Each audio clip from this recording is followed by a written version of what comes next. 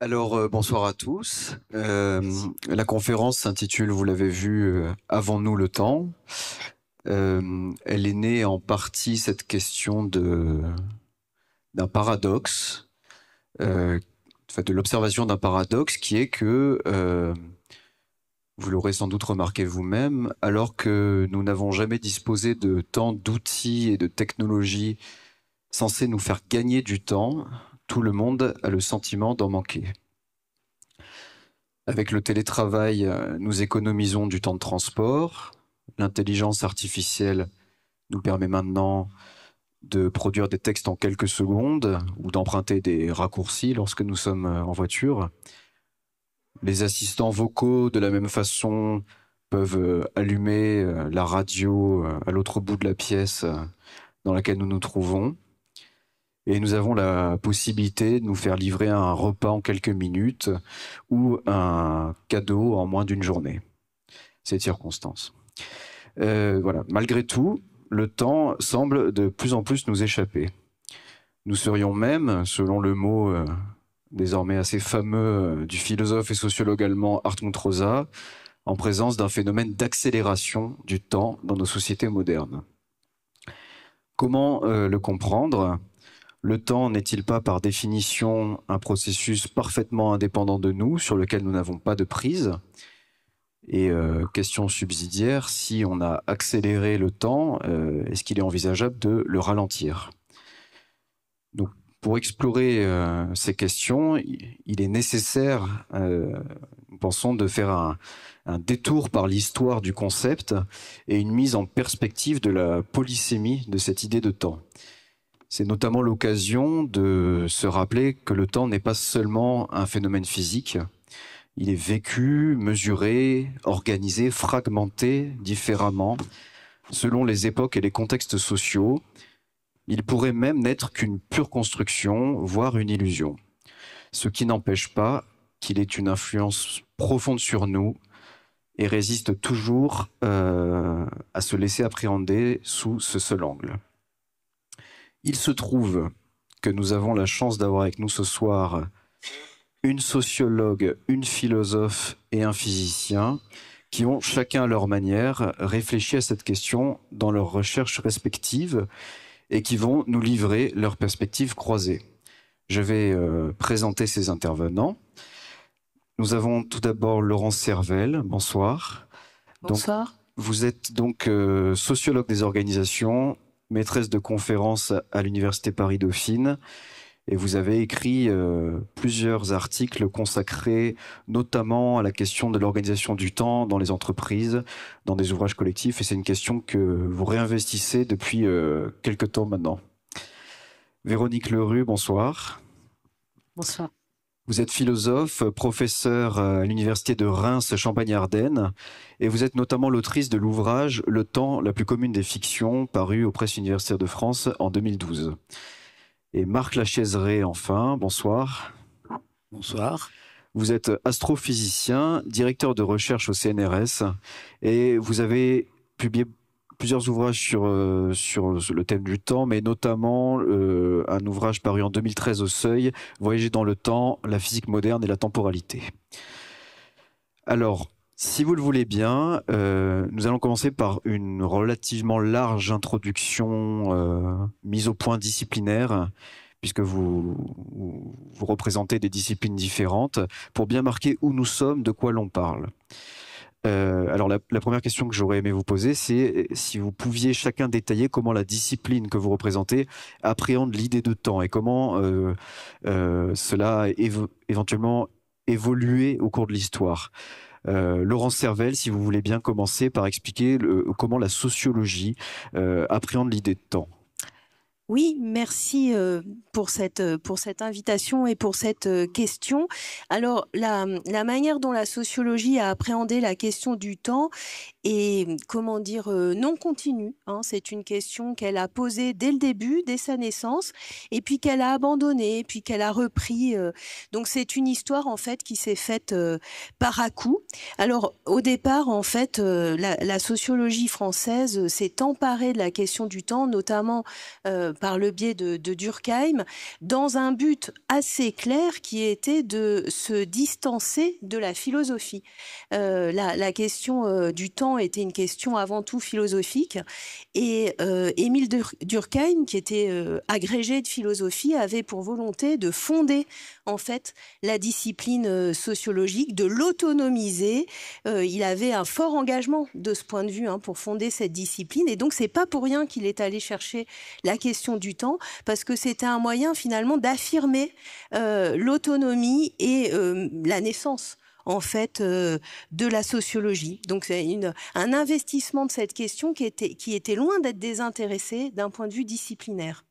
Et puis ce qu'a montré la sociologie, pour faire assez rapide, c'est que la question du temps n'est pas une donnée, c'est une construction. Les sociologues investissent cette question du temps par ce biais. Le temps comme construction sociale.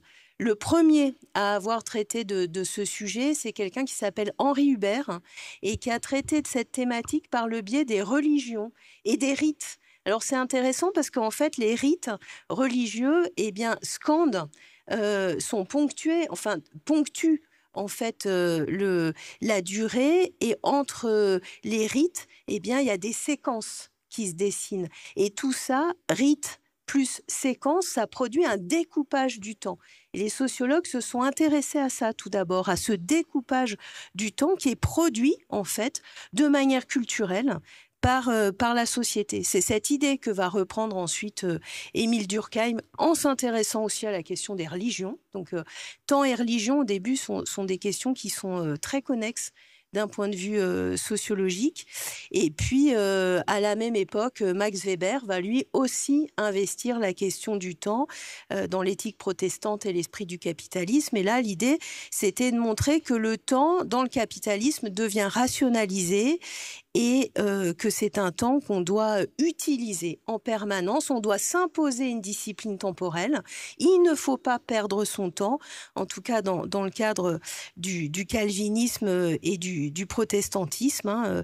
L'idée, c'est que le temps doit être utilisé de manière productive. C'est un des aspects que Max Weber a montré. Ensuite, là, on est au tournant du 19e et du 20e siècle, au début du 20e siècle. Ensuite, la question du temps prise en compte par la sociologie va connaître des éclipses. On va la retrouver à certaines époques. Bon, je ne vais pas détailler tout cela. On a des Américains qui sont Sorokin et Merton dans les années 30 qui montrent que le temps est complètement lié aux activités que l'on fait. Et donc, à partir d'eux, on se met non plus à parler du temps, mais des temps sociaux, parce qu'ils sont complètement imbriqués et fabriqués même par les activités. Et puis, je vous passe un certain nombre d'étapes. On va retrouver aussi la question du temps beaucoup plus tard, dans les années 80, avec les travaux de Norbert Elias, qui s'intéresse aussi à ces questions de découpage, qui montrent que les calendriers, les montres surtout, permettent de la synchronicité, permettent de se coordonner. Donc ça, c'est aussi une question qui intéresse beaucoup les sociologues. Et donc, on peut dire qu'on a des moments, en fait, dans l'histoire de notre discipline autour de la question du temps, mais en fait, on n'a pas vraiment de sociologie du temps en tant que telle. La question du temps, elle va être d'ailleurs abordée de manière un peu latérale par la sociologie du travail, par la sociologie des loisirs, mais elle n'est jamais complètement centrale, sauf chez certains auteurs et un peu à distance en fait, au fil des années. Et par exemple, moi, quand j'ai fait ma thèse à la fin des années 90, on était dans une période où finalement en sociologie, on s'intéressait assez peu à cette question du temps. D'ailleurs, en 2000, Bourdieu a dit que la sociologie était détemporalisée. Donc ça veut bien dire quand même les choses.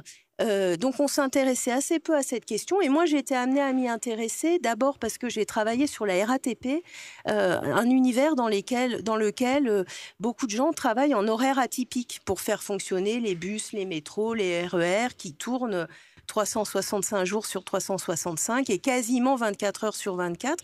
Donc ça produit des horaires atypiques et ça invite à se coordonner d'une certaine manière. Et puis, je me suis intéressée aussi à cette question parce que l'entreprise, dans ces années 90, était confrontée à de forts changements, à ce qu'on appelait à l'époque la modernisation. Et donc, c'est par ce biais-là, horaire atypique et modernisation, donc sur la question du changement, que j'ai abordé la question du temps. Et pour finir sur un petit peu un état de l'art finalement concernant la sociologie, il y a aujourd'hui peut-être trois actualités de la question du temps, trois tendances de la recherche. Il y a tout un pan de la recherche qui s'intéresse à la multiplicité des temps sociaux et qui montre justement comment les activités produisent leur temps. Je pense par exemple à des travaux sur le care. Tous ces travailleurs du care qui en fait fonctionnent et travaillent dans un temps très spécifique dans lequel il faut à la fois s'occuper de l'autre, les travailleurs à domicile par exemple qui accompagnent des personnes âgées ou des personnes handicapées, donc s'occuper de l'autre et aussi se préoccuper de l'autre même quand on n'est pas avec eux. Et donc ça dessine un temps complètement particulier. Il y a un temps du care qui a été étudié par un certain nombre de collègues sociologues. C'est un exemple de temps lié à l'activité. Autre axe, un axe sur le temps entendu ici de manière plus macro-sociologique. Il y a un certain nombre de recherches sur le temps du capitalisme, en fait, qu'on va retrouver dès les années 90 chez Lyotard, puis sur l'urgence, la question de l'urgence, urgence et organisation. Je pense aux travaux de Nicole Aubert, par exemple. Ça a été un des grands thèmes des années 2000. Et puis, plus récemment, vous l'avez souligné, Samuel, les travaux d'Hartmut Rosa sur l'accélération. Et donc, c'est aussi une entrée qui est aujourd'hui très instituée sur la question du temps, avec cette idée que on serait pris dans une forme d'accélération permanente. Et puis, peut-être la troisième actualité, c'est une pensée qui se développe beaucoup sur les dyschronies, les questions d'articulation entre les différents temps sociaux. Alors, des articulations qui se font pas bien, qui sont en fait presque des articulations, ça marche pas bien, ça fonctionne pas bien. Et j'aurai sûrement l'occasion d'y revenir dans la suite des questions. C'est en particulier une question qui m'intéresse beaucoup, de travailler sur ces articulations entre le temps global du capitalisme au niveau macro, le temps méso, celui des organisations, et puis un temps plus individuel, un temps tel qu'il est vécu. Et à tous ces niveaux, entre ces niveaux et à l'intérieur de ces niveaux, il y a beaucoup de questions qui se posent en termes d'articulation. Merci beaucoup. Alors, vous avez mentionné Émile Durkheim, le père de la sociologie française, qui, au début du XXe siècle, cherchait à se distinguer de la philosophie en analysant le temps autrement. Véronique Lerue, justement, en philosophie, comment cette question massive a été abordée au fil de l'histoire moderne et contemporaine, et même avant, si vous voulez. Merci. Merci à Philippe Lenoir, à Walter Bonomo de m'inviter ici à parler du temps. Je dirais qu'en philosophie, il y a deux axes principaux sur cette question. Il y a un axe qui articule l'évidence du temps et l'énigme du temps, et un autre axe qui articule le temps et la durée, qui distingue le temps et la durée. Alors, le premier axe, il est bien représenté par la question célèbre de saint Augustin, donc au IVe siècle après notre ère, qui disait qu'est-ce que le temps? Qu'est-ce donc que le temps? Si personne ne me pose la question, je sais. Si quelqu'un me demande de le définir, je ne sais plus. Donc, ce que veut dire ici Augustin, c'est qu'il y a dans le vécu une évidence du temps. Quand je vis le temps, et c'est une évidence. En revanche, dès lors qu'on me demande de conceptualiser le temps, je suis prise dans une énigme, hein, dans une interrogation sans fin. Sans fin, peut-être pas, parce qu'Augustin propose quand même comme une finalité de penser le rapport du temps à l'éternité, et donc de quitter la condition humaine où le temps finalement nous rappelle sans cesse qu'on va mourir, et pour nous concentrer quitter les habits du vieil homme, comme il le dirait, pour nous concentrer dans un salut qui serait l'éternité. Alors si on n'adhère pas à cette solution théologique, il y a une autre possibilité dans l'articulation du temps et de la durée, donc c'est le deuxième axe, qui rejoint par certains côtés ce que dit Augustin quand il oppose le temps et l'éternité, à savoir que l'éternité serait du côté de ce qui est toujours là, hein, l'ubiquité et puis l'omniprésence. Et puis, finalement, la durée, ça serait aussi un processus sans fin, illimité. Et le temps serait plutôt à penser dans ce cas-là comme un marqueur dans la durée, quelque chose qui vient rythmer le temps. Je prends un exemple, chaque vie individuelle est un processus d'individuation qui commence à la naissance, qui finit à la mort, ou qui commence 9 mois avant, enfin comme on veut, mais bref, pour les humains. Et le temps, eh bien, ça serait marqué par une date de naissance et une date de mort, les jours anniversaires, etc., etc. Donc le temps, ça serait quelque chose qui rythme, qui scande, alors que la durée, ça serait quelque chose qui relève du processus. Et ceci est très intéressant quand on revient aux temps anciens des Grecs, parce qu'on s'aperçoit que à l'époque, on n'avait pas des horloges astronomiques, ni atomiques, on avait des clepsydres, des sabliers. Et qu'est-ce qu'on faisait avec un sablier ou une clepsydre? Avec un sablier, on pouvait mesurer, c'était un processus d'écoulement du sable, et on pouvait mesurer la cuisson d'un œuf. Enfin, je ne sais pas si c'est déjà ça qui est mesuré. La durée de cuisson d'un œuf, 3 minutes et demie, ça dépend des sabliers. Et puis la clepsydre, eh bien, c'était par exemple 2 horloges à eau, 2 horloges où l'eau s'écoule complètement de haut en bas. C'était la durée de parole d'un orateur. Donc exactement le temps de parole d'un politique aujourd'hui. Mais quand on y réfléchit, qu'est-ce qu'on fait? On prend un processus uniforme, l'écoulement d'eau dans une horloge, qui sert d'unité étalon pour mesurer la durée de parole d'un orateur. Ou bien, on prend un processus d'écoulement du sable, ce qui est pratique si on est au pôle Nord et que l'eau dans la clepsydre a gelé. Et donc, l'écoulement du sable permet de mesurer la durée de cuisson pour avoir un œuf à la coque ou un œuf dur. Bref, ce que je veux dire ici, c'est qu'on s'aperçoit qu'on a un processus uniforme qui mesure un autre processus et que le temps là-dedans, il n'est pas absolument nécessaire. Et au fond, quand on réfléchit à... J'ai lu les écrits de Marc Lachiaiseray et il en vient à dire aussi des choses comme ça. De quoi le temps est-il le nom? Eh bien peut-être d'un processus uniforme qui sert de mesure à d'autres processus. Et ici, il faut prendre conscience, je crois, du fait que tous nos concepts très techniques, symboliquement très élaborés, comme la variable mathématique temps, qui date seulement de 4 siècles, c'est Galilée. Avant, il n'y avait pas de variable mathématique temps, équivalent à l'espace, donc c'est très récent. Quand on s'aperçoit que le symbole du temps universel est devenu incontournable pour un grand nombre de détermination des valeurs de marchandises, etc., puisqu'il faut tout rapporter au temps universel, eh bien, on se dit, mais on a un peu oublié à quoi servait le temps à l'origine. Donc, peut-être cette question de la généalogie du temps, elle serait aussi intéressante à soulever, parce que au départ, c'est prendre des repères dans des processus, c'est tout. Marc Lachiaiseray, vous faites de la physique fondamentale, votre voisine vient de mentionner une idée de laquelle vous êtes apparemment proche. Qu'est-ce que la physique dit aujourd'hui, surtout du temps, mais comment cette question a évolué aussi dans votre discipline?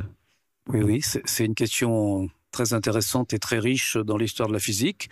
Et ce qui est un peu surprenant, c'est que finalement la physique moderne est née au XVIIe siècle, avec Galilée, comme ça vient d'être dit, mais surtout Newton qui l'a formalisé, un peu avec l'introduction du temps et de l'espace, une introduction formelle du temps et de l'espace, qui a permis, par exemple, de poser des lois sous forme de certaines équations qui impliquent le temps. Donc, étudier des mouvements, étudier des évolutions, des changements qui sont repérés par rapport au temps. Et j'appelle ça, moi, l'ansatz newtonien, parce que finalement, quand Newton énonce que le temps existe, et il a beaucoup de mal à le définir, et en fait, personne ne l'a vraiment défini, un peu dans la suite de ce que disait Augustin, eh bien, c'est un ansatz, c'est-à-dire il fait une hypothèse.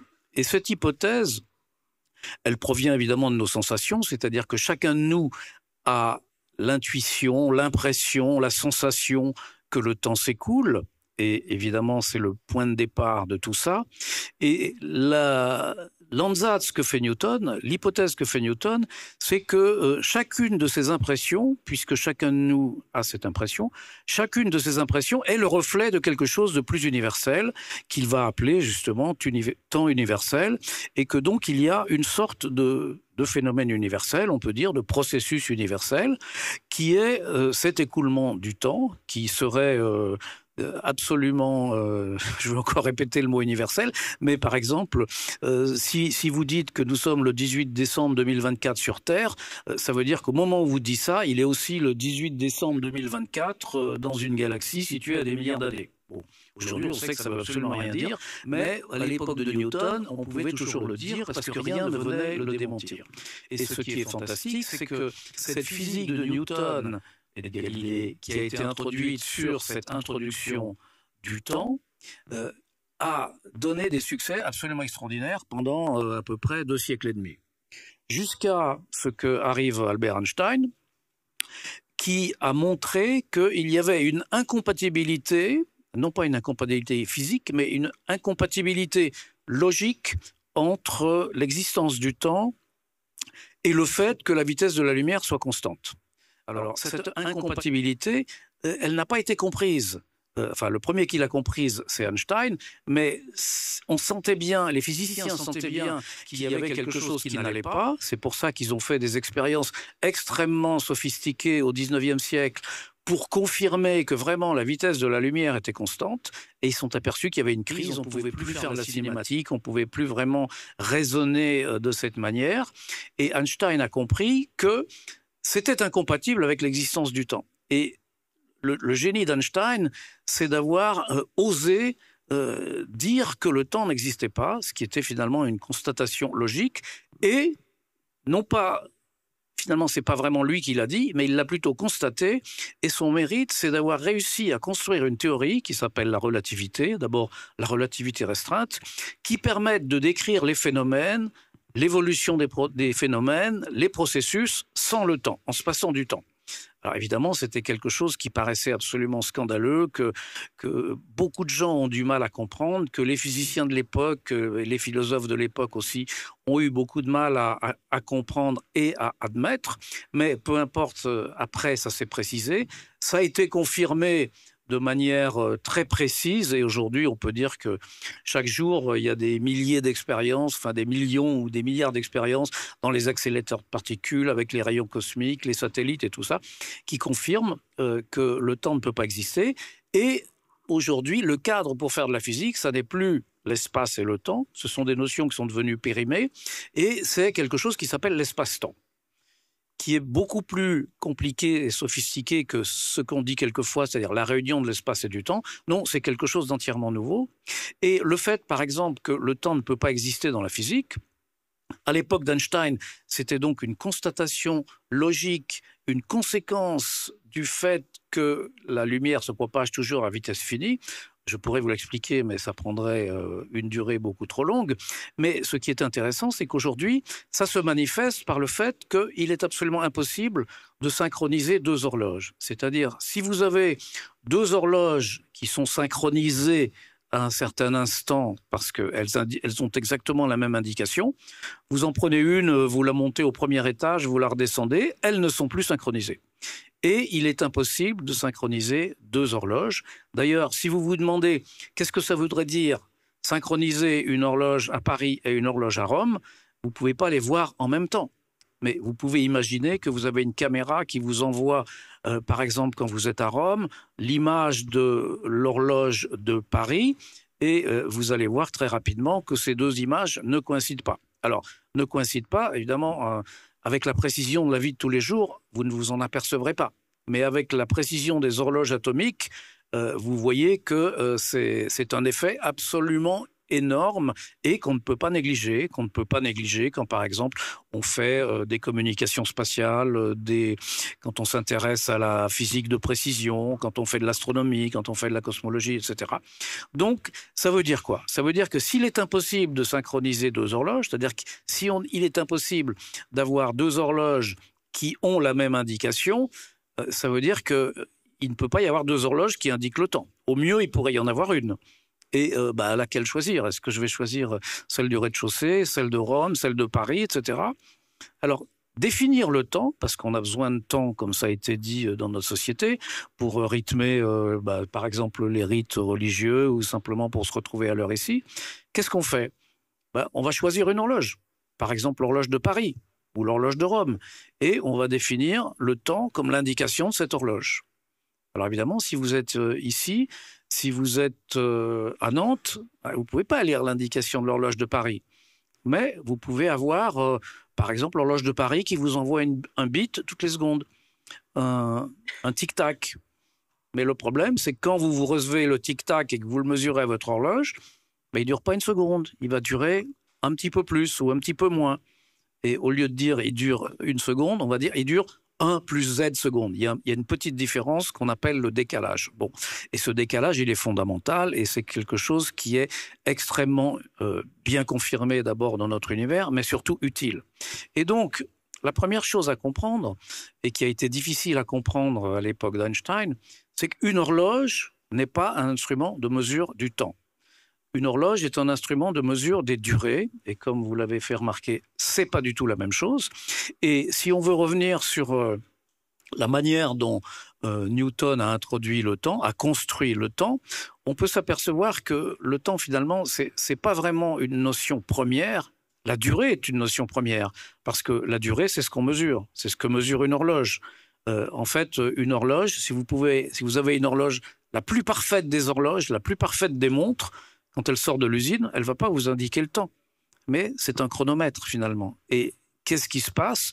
Ce que vous indique votre montre ou une horloge, c'est la durée qui s'est écoulée depuis le moment où vous l'avez mise à l'heure. C'est tout, c'est rien de plus.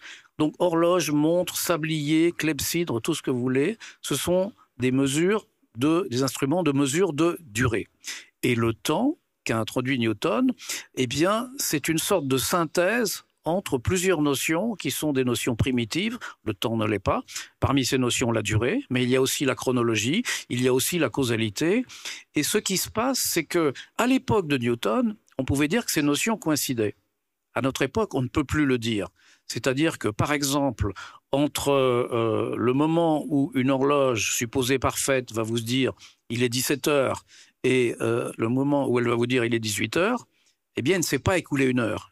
Il s'est écoulé, pour moi, peut-être 1 heure plus une microseconde, pour madame, 1 heure moins une microseconde, etc., etc. Et ça, c'est un fait d'observation qui indique de manière très précise que toutes les horloges ne peuvent pas indiquer la même grandeur et que donc si jamais il y en a un temps, ça ne peut être que le temps d'une seule horloge. Et c'est ce qu'on a fait en définissant par exemple le temps universel. Alors c'est pas une horloge, mais c'est le temps défini par une moyenne sur quelques centaines d'horloges réparties dans le monde.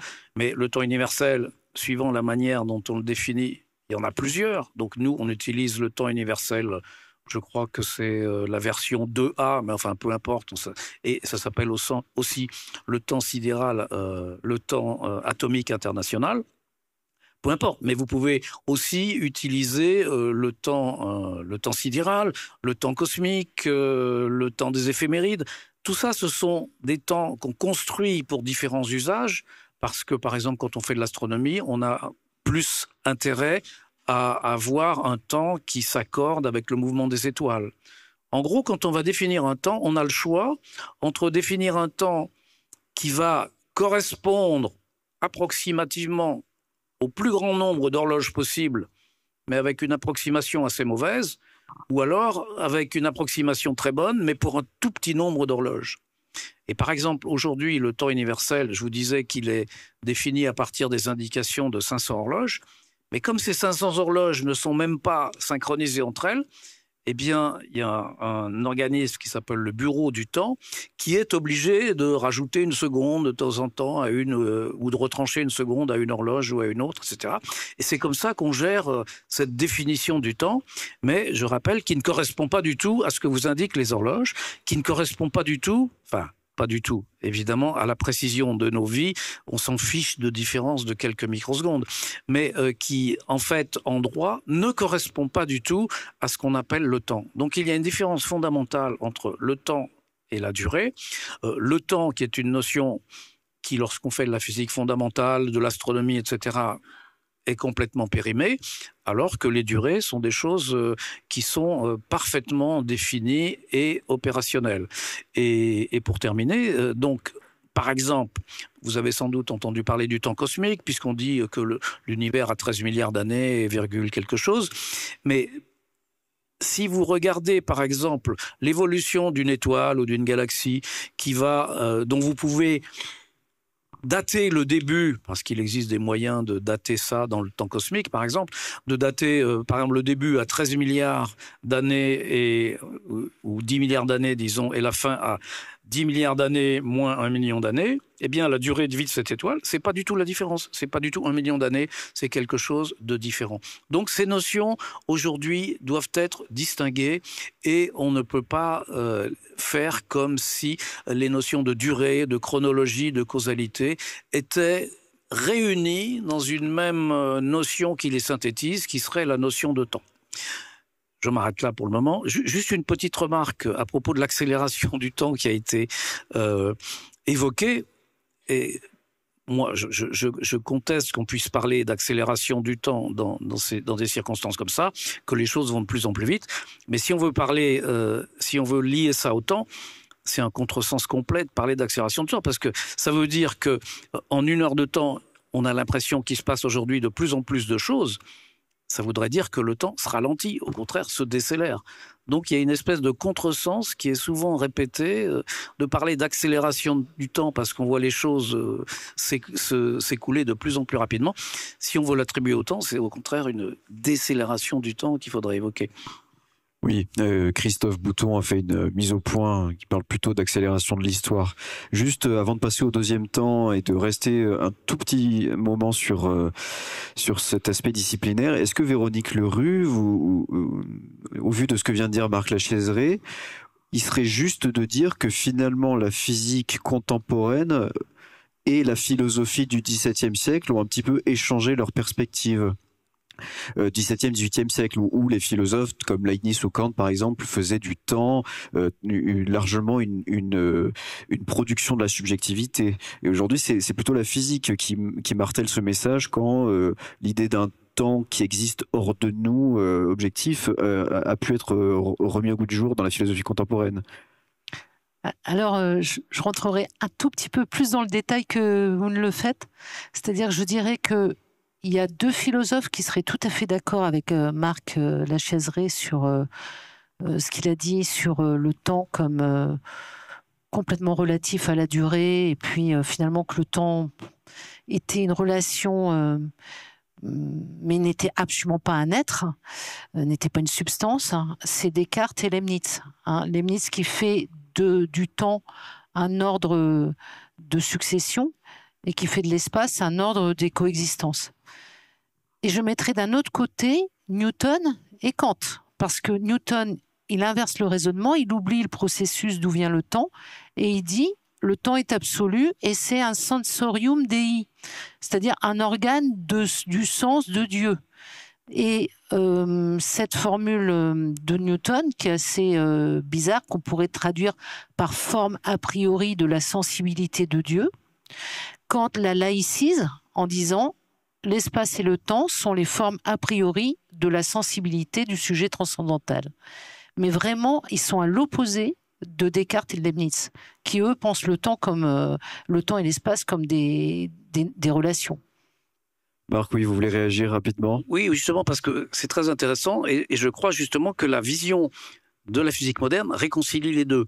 Et aujourd'hui, une chose est certaine, c'est que le temps ne permet pas des relations entre les événements. Et je vais vous donner un exemple très simple, c'est que si vous avez deux événements qui se déroulent dans le cosmos, par exemple une étoile qui explose et puis une comète qui rencontre la planète Jupiter, eh bien pour moi par exemple, je vais faire mes mesures et je vais dire l'étoile a explosé avant, chronologiquement, la rencontre entre Jupiter et la comète, vous allez faire des mesures avec votre télescope et tout, et vous allez conclure l'inverse, c'est-à-dire que la collision s'est passée avant l'explosion.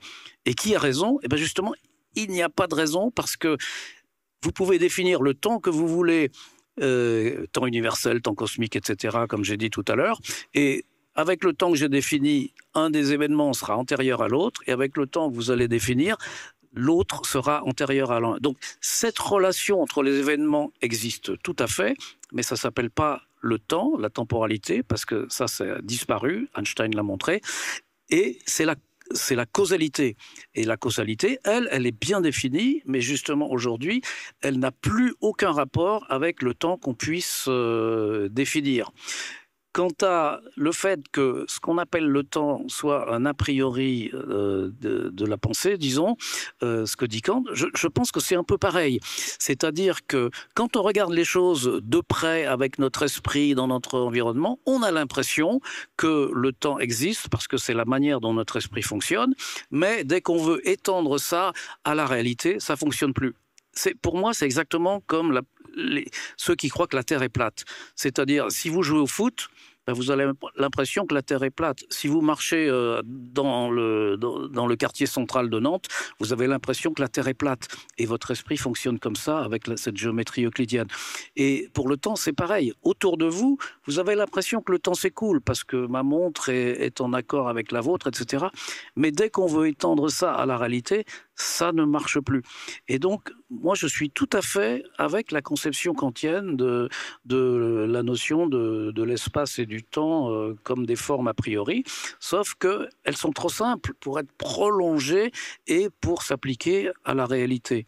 Et je suis aussi d'accord avec la notion de Leibniz que ce qu'on appelle l'espace-temps, finalement, ça n'est rien d'autre que la conceptualisation des relations entre les événements. Sauf que ces relations n'ont rien à voir aujourd'hui avec ce qu'on appelle le temps. Bon, je suis désolé, je suis D'accord, non, mais bon, ces mises au point disciplinaires sont intéressantes. C'est quand même marrant de voir que la physique et la philosophie parfois s'éloignent puis se rejoignent.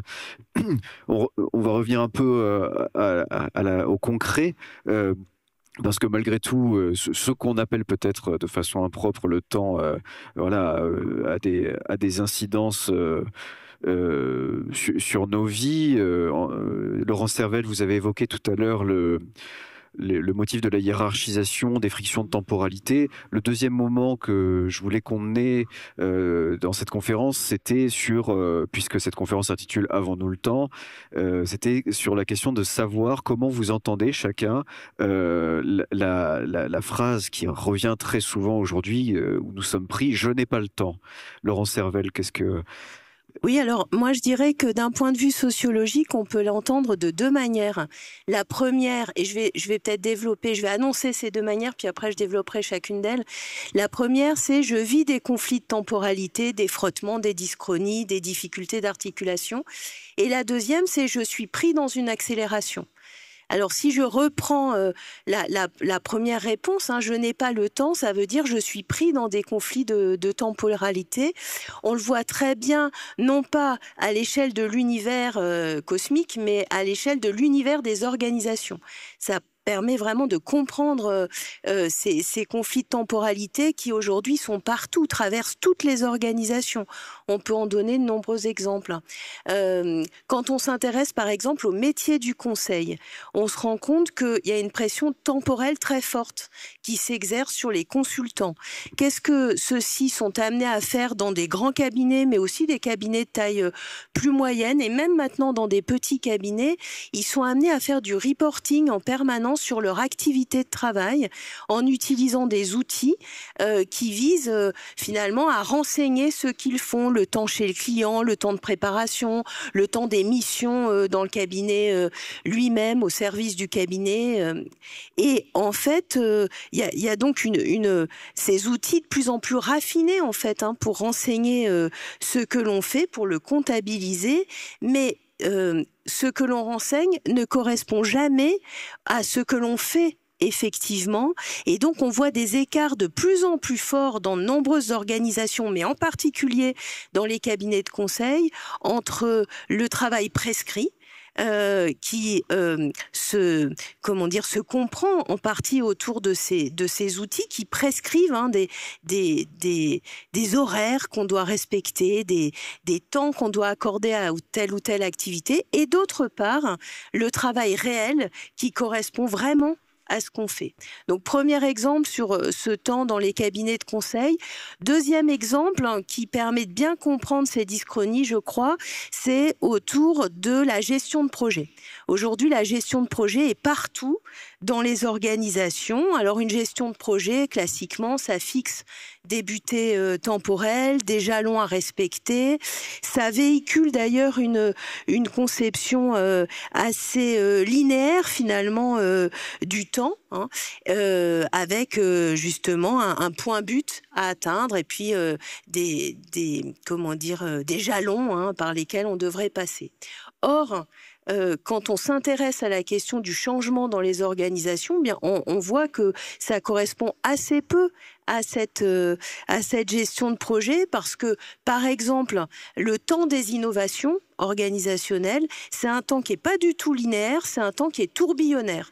C'est-à-dire que c'est un temps qui est fait de retour en arrière, de coups d'accélération, de ralentissement, de bonds.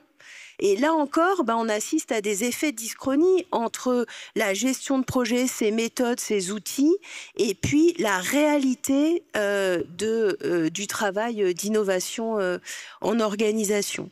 Et puis, autre élément qui permet de bien voir ces dyschronies, c'est la multiplicité des projets aujourd'hui dans les organisations.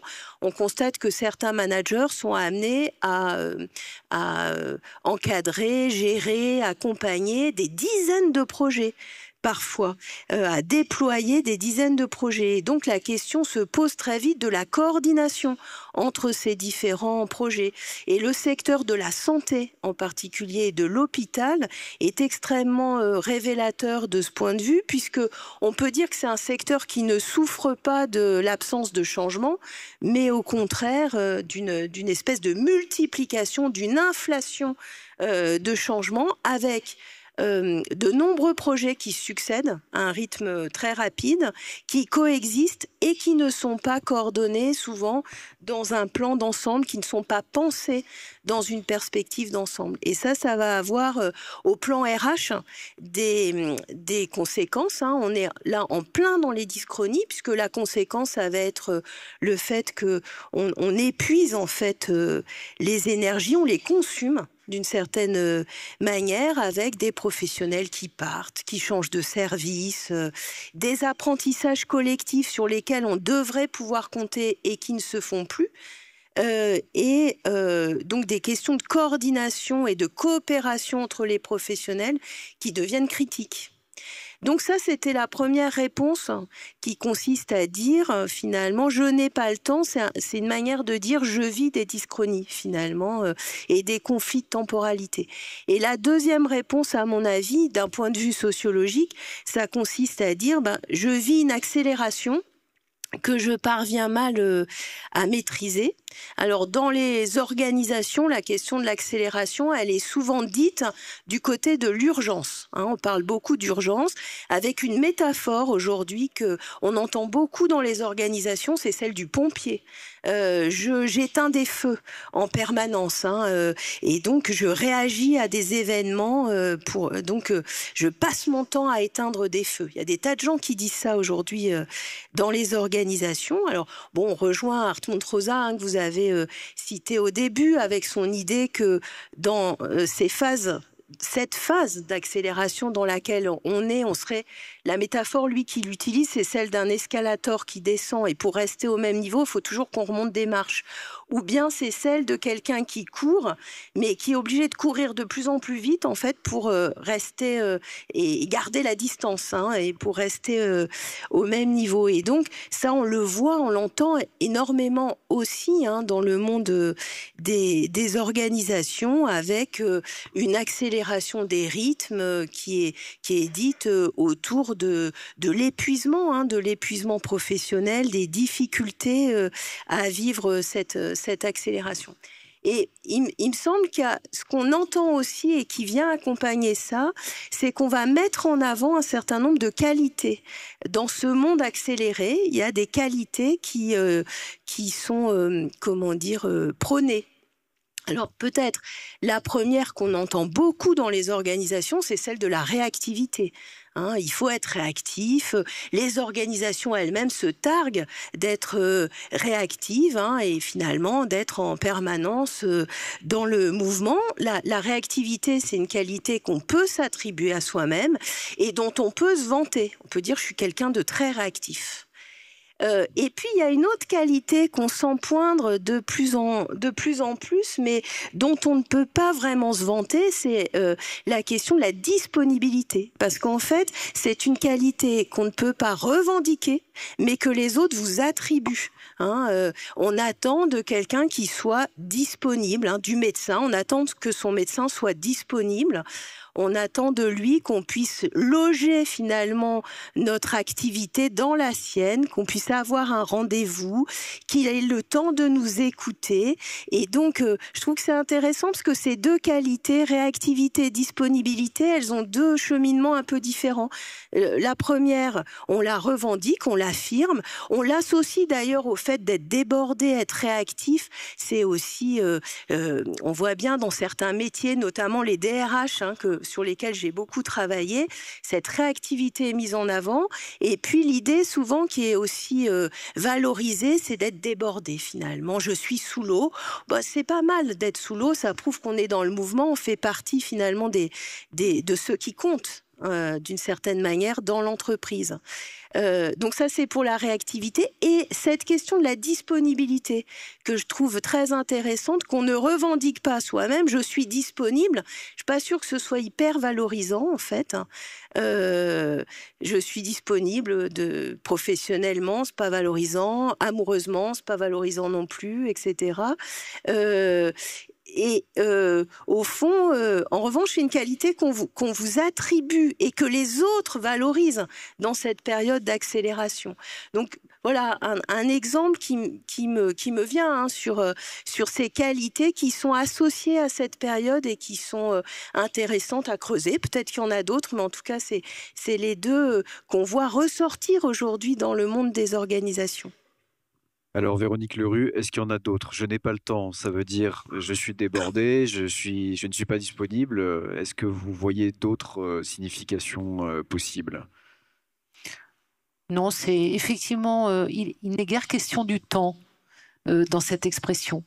Parce que quand on dit à une personne je n'ai pas le temps de te voir, je n'ai pas le temps, ça veut dire qu'on s'adresse poliment à cette personne pour lui expliquer qu'elle n'est pas en haut de l'échelle de priorité de nos préoccupations.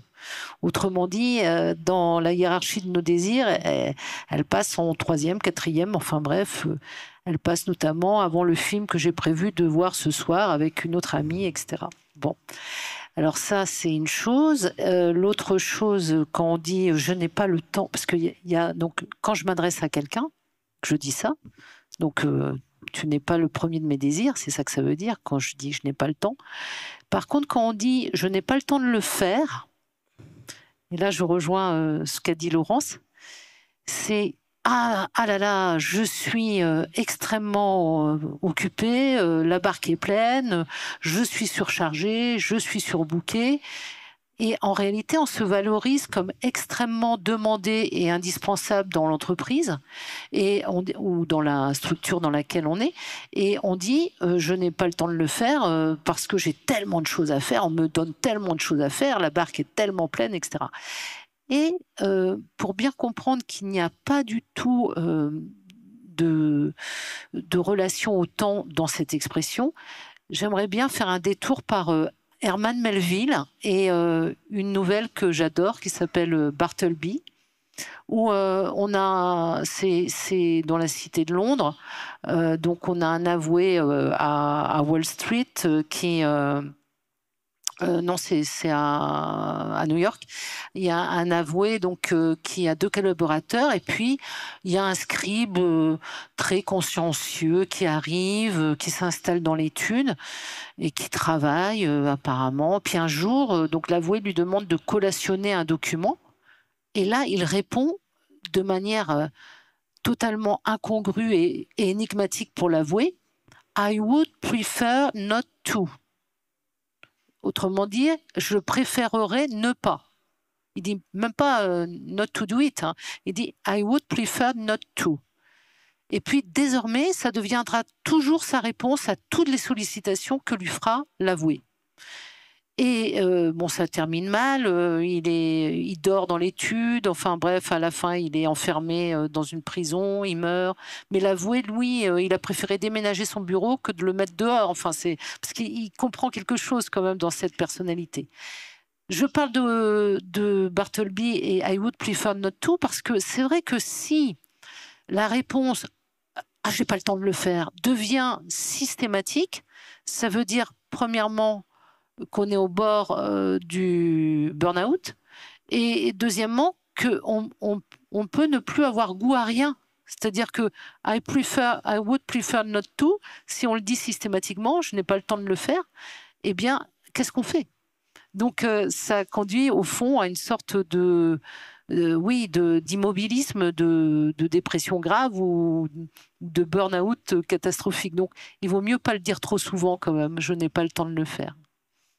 Oui, mais après, on peut se retrouver à faire tout ce qu'on nous demande et parfois on nous demande beaucoup. Si aujourd'hui, si on rétorquait, je préférerais ne pas à son patron, on pourrait très bien se voir se dire, bah, tu peux toujours partir, il y en a 15 autres qui attendent derrière. C'est quelque chose qui revient souvent. Qu'est-ce que vous en pensez? Peut-être Marc, une réponse de physicien sur la sociologie des organisations. Je ne pense pas que ça ait grand à voir ni avec le temps, ni avec la physique, mais moi, quand on me dit ça, je pense au lapin d'Alice, quoi. C'est-à-dire, je n'ai pas le temps, je suis pressé. Et quand je vois quelqu'un qui me dit je n'ai pas le temps, bon, d'abord ça me fait rigoler parce qu'en première analyse, c'est ça, c'est-à-dire bon, je n'ai pas le temps parce que je suis quelqu'un d'important qui n'est pas le temps de m'occuper de tes petites affaires et tout, de te rendre un service ou d'aller au cinéma avec toi. J'ai des choses beaucoup plus importantes à faire. Bon, mais si on veut aller au-delà de ça, finalement, je pense que ça veut simplement dire que cette personne ou cette entreprise ne sait pas s'organiser. C'est-à-dire si vous téléphonez à un médecin et qui vous dit j'ai pas le temps, il ne devrait pas vous répondre, c'est-à-dire il devrait finalement dire voilà, je fais mes consultations toutes les demi-heures et beaucoup le font d'ailleurs. Mais donc oui, ça n'a rien à voir avec le temps, ça je crois qu'on est à peu près tous les trois d'accord, mais je pense que c'est très très révélateur de l'état d'esprit de la personne qui vous dit ça ou de l'entreprise dans laquelle elle travaille, parce qu'il y a toujours une espèce d'idée qu'il faudrait aller très vite pour faire les choses. Alors, c'est vrai que là, c'est très lié à notre mode de société et de gestion de l'économie. Mais c'est assez curieux parce que de temps en temps, il y a au contraire une nécessité de ne pas aller trop vite et au contraire d'aller plus lentement. Par exemple, si vous construisez des voitures, que vous construisez les voitures trop vite, il vous faut les stocker, vous n'arrivez pas à les vendre, donc ça pose des problèmes pour mettre des garages, etc. Ça vous coûte de l'argent, ça vous coûte de l'énergie, etc. Et autre chose, moi j'ai travaillé, j'ai conseillé des entreprises de transport maritime. Et c'est le transport maritime avec les gros paquebots. Bon, maintenant on est en train d'utiliser des cargos à voile, mais sinon ça consomme beaucoup d'énergie. Et ça consomme d'autant plus d'énergie par voyage que le cargo va vite. Donc pour des raisons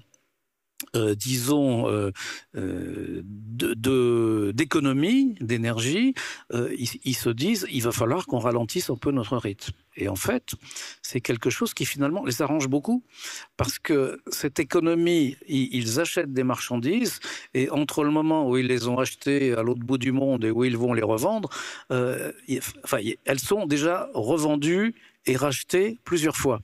Et chaque fois, ils gagnent de l'argent. Et donc, finalement, ils se sont aperçus que plus le voyage durait longtemps, plus ils allaient gagner d'argent. Donc, c'est presque le contraire. C'est pas le temps nous manque, mais on a trop de temps. Ce qui, effectivement, n'est pas non plus lié au temps. De toute façon, il ne faudrait pas parler de temps ici, il faudrait parler de durée. Mais, donc voilà, je crois que ça rejoint quand même quelque chose, c'est que cette notion, ce mot de temps, il est utilisé à tort et à travers quand on dit, par exemple, le temps s'accélère ou quand on dit je n'ai pas le temps, etc. Et que ça vient du fait que c'est un mot qui est mal défini. Et vous citiez tout à l'heure Augustin qui dit je ne sais pas le définir. Et je pense que personne ne sait le définir, mais personne n'a essayé de le définir presque.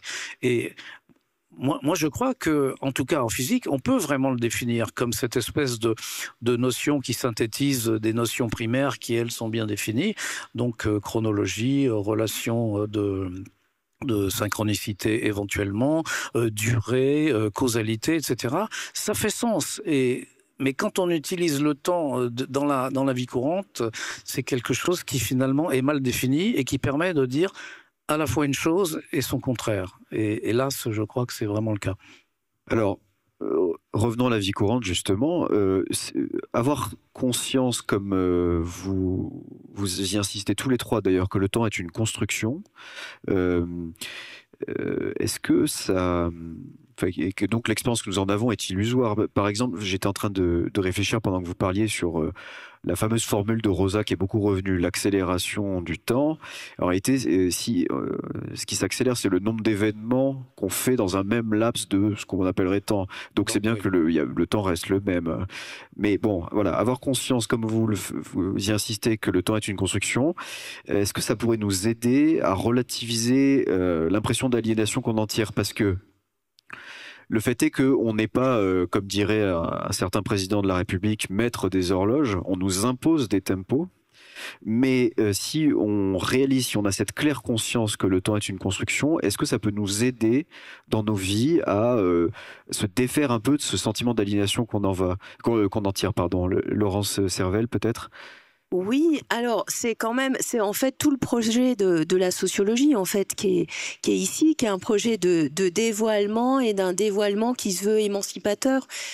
Si on arrive à montrer que nous construisons la société comme nous construisons le temps, eh bien ce que nous avons fait, nous pouvons le faire évoluer et nous pouvons peut-être aussi le défaire. Donc depuis le début, finalement, la sociologie, alors parfois dans des rapports assez ambigus par rapport à l'action, mais elle se positionne là. Elle prend en compte le fait qu'on fabrique la société et nous sommes maîtres de ce que nous faisons. Ça tombe pas du ciel, ça dépend de nous. Donc on peut faire des choses puisque nous sommes à l'origine de ce qui se passe.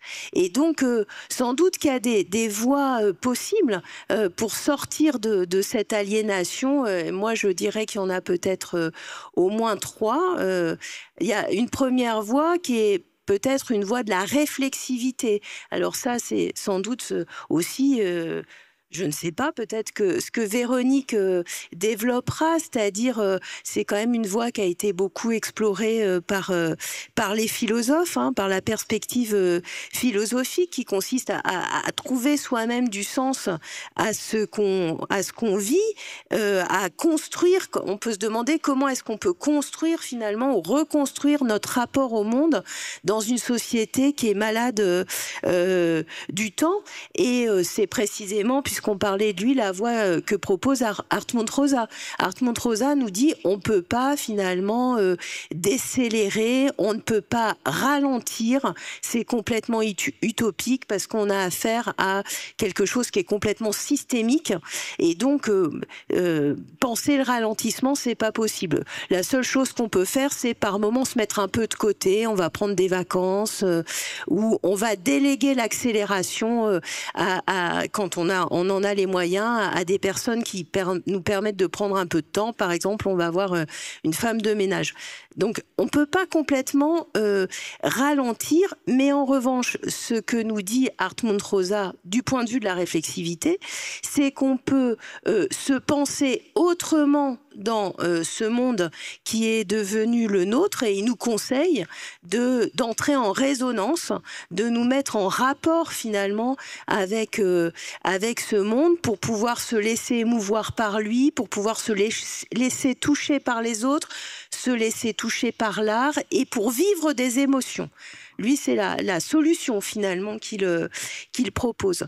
L'autre voie qu'on pourrait mettre en avant, c'est une voie plus politique. Et la sociologie, elle s'est positionnée là-dessus très fortement, d'ailleurs dans sa critique du capitalisme. Et cette voie, elle a toujours intéressé les sociologues et par moments, elle s'est concrétisée. Je pense aux années 90, la fin des années 90 en France, avec les lois Aubry. Les lois Aubry sur la réduction du temps de travail, c'était quand même... Alors bien sûr, ensuite, c'est devenu ce que c'est devenu, mais c'était quand même une formidable tentative de sortir finalement de l'économie libérale mondialisée, de penser d'autres formes de rapport au travail. Et puis il y a un autre moment, à peu près d'ailleurs à la même époque, qui était toute une réflexion sur le temps des villes, qui venait d'Italie d'ailleurs. Hein, l'idée que on pouvait aménager le temps des villes, le temps des espaces collectifs, des transports, pour répondre à de nouveaux besoins des populations et leur permettre des nouvelles articulations temporelles.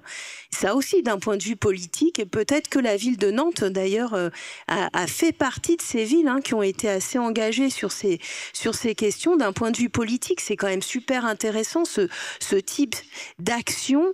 Et ça a beaucoup intéressé un certain nombre de sociologues de comprendre cette dimension politique. Et la troisième voie, à mon avis, et moi c'est celle plutôt dans laquelle je me situerai, c'est la voie de l'accompagnement. Comment est-ce qu'on peut accompagner des acteurs en organisation pour finalement réussir à mieux articuler ces temporalités. Comment concrètement est-ce qu'on peut faire en fait, quand on est dans cette voie-là, qui est une voie de sociologie de l'intervention, la question tout de suite qui se pose, c'est de repartir des besoins des acteurs. Et le premier travail qu'on fait, c'est de repartir de ce besoin, de les écouter et de les écouter dans leurs difficultés d'articulation, de les écouter dans ce qu'ils disent, de la manière dont ils coopèrent, de la manière dont ils font ce travail-là, et aussi de donner à voir ces formes de coopération, notamment aux instances dirigeantes. Ça a beaucoup d'importance de donner à voir le travail réel à la gouvernance. Donc ça, c'est un premier temps d'intervention. Puis un deuxième temps qui se développe beaucoup aujourd'hui dans les organisations, c'est de réussir à penser finalement le futur, à se projeter dans ce futur. Alors il y a plein d'axes. La loi Pacte 2019 avec les sociétés à mission, ça a été déjà cette idée-là de penser ce qui nous caractérise, ce qui fait finalement l'entreprise et ses finalités. Et donc on voit que ça a permis un certain nombre d'engagements dans les entreprises, ça a eu des effets, mais il y a d'autres options qu'on voit beaucoup aujourd'hui se développer autour de, comment dire, du fait de penser des futurs possibles, de laisser place aux imaginaires et de les travailler dans les organisations. Et ça, c'est une entrée qui est aujourd'hui intéressante. Donc, repartir en fait de ce double besoin, parler du travail réel et des difficultés qu'on peut rencontrer dans ces articulations entre différents temps sociaux, et puis penser le rapport à l'avenir à travers, en essayant de trouver des supports pour faire ça, parce que c'est pas si facile, et ça, c'est quelque chose qui est difficile à mettre en œuvre, mais en termes d'accompagnement, d'intervention dans les organisations, bah, je pense que ce sont deux axes qui sont intéressants et qui permettent d'agir directement sur cette question, en tout cas de prendre en compte cette question des dyschronies et des difficultés d'articulation. Oui, Véronique Lerue, sur la question notamment de la voie politique et de la réflexivité, c'est vrai qu'on touche là à des motifs philosophiques. Il y a quelque chose même d'un peu spinoziste là-dedans, prendre conscience de ce qui nous détermine pour commencer à s'en libérer. C'est vrai que parfois on n'a pas forcément conscience que le temps et sa mauvaise définition et son mésusage est en partie créateur de notre aliénation. Ça, c'est une voie que la philosophie peut explorer aussi. C'est une question difficile que vous me posez, mais je voudrais peut-être revenir sur deux choses que j'ai entendues dans la bouche de Marc et dans celle de Laurence. C'est parfois ça vaut la peine quand on est dans les transports de marchandises de pas mettre les machines au maximum. Je fais exprès de pas utiliser le mot temps, vous remarquerez. Oui. De pas mettre les machines au maximum, parce pendant ce temps-là, oui, c'est difficile. Dans cette navigation, les marchandises se vendent plusieurs fois et finalement, on fait plus de profit. Donc ça, c'est une première chose. Et puis, ce que j'ai entendu aussi de Laurence, c'est les RTT, réduction du temps de travail.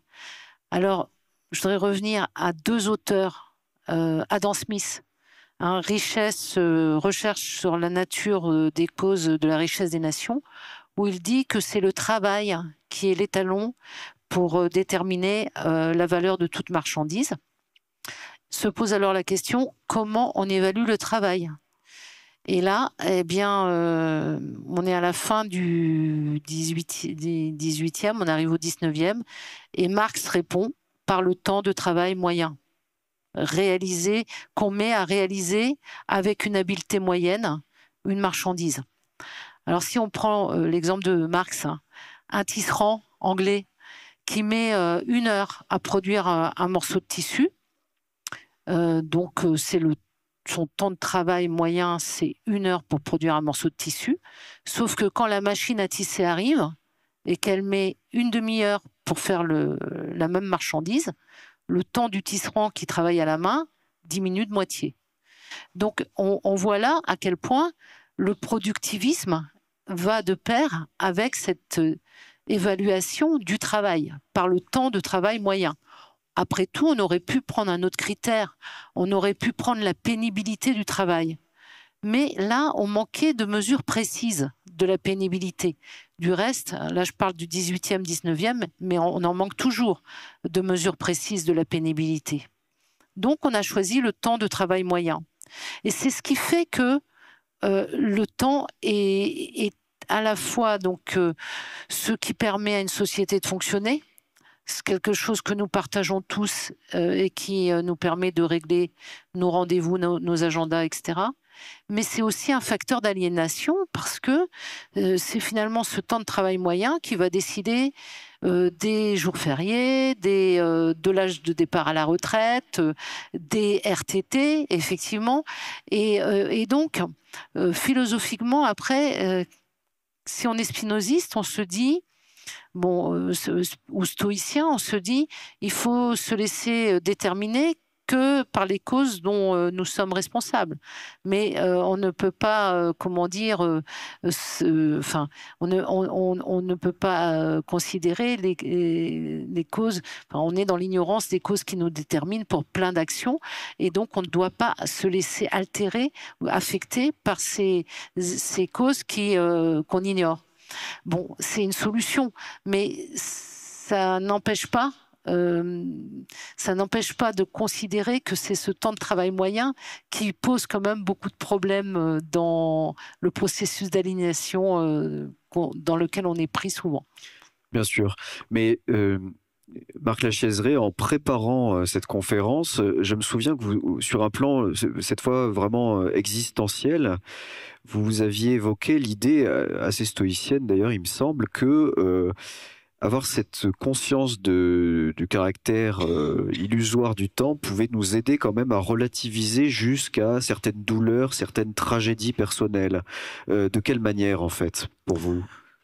Alors, de quelle manière? Je ne vais pas prétendre que c'est quelque chose que chacun peut appliquer, non. Mais je crois que quand on est dans la vision de la physique moderne, donc cette notion de temps a d'une certaine manière disparu, c'est-à-dire il n'y a pas quelque chose qui s'appellerait le temps et qui passe et que nous voyons passer et que nous ressentons passer, mais en fait, nous sommes tous finalement dans ce grand cadre qu'on appelle l'espace-temps.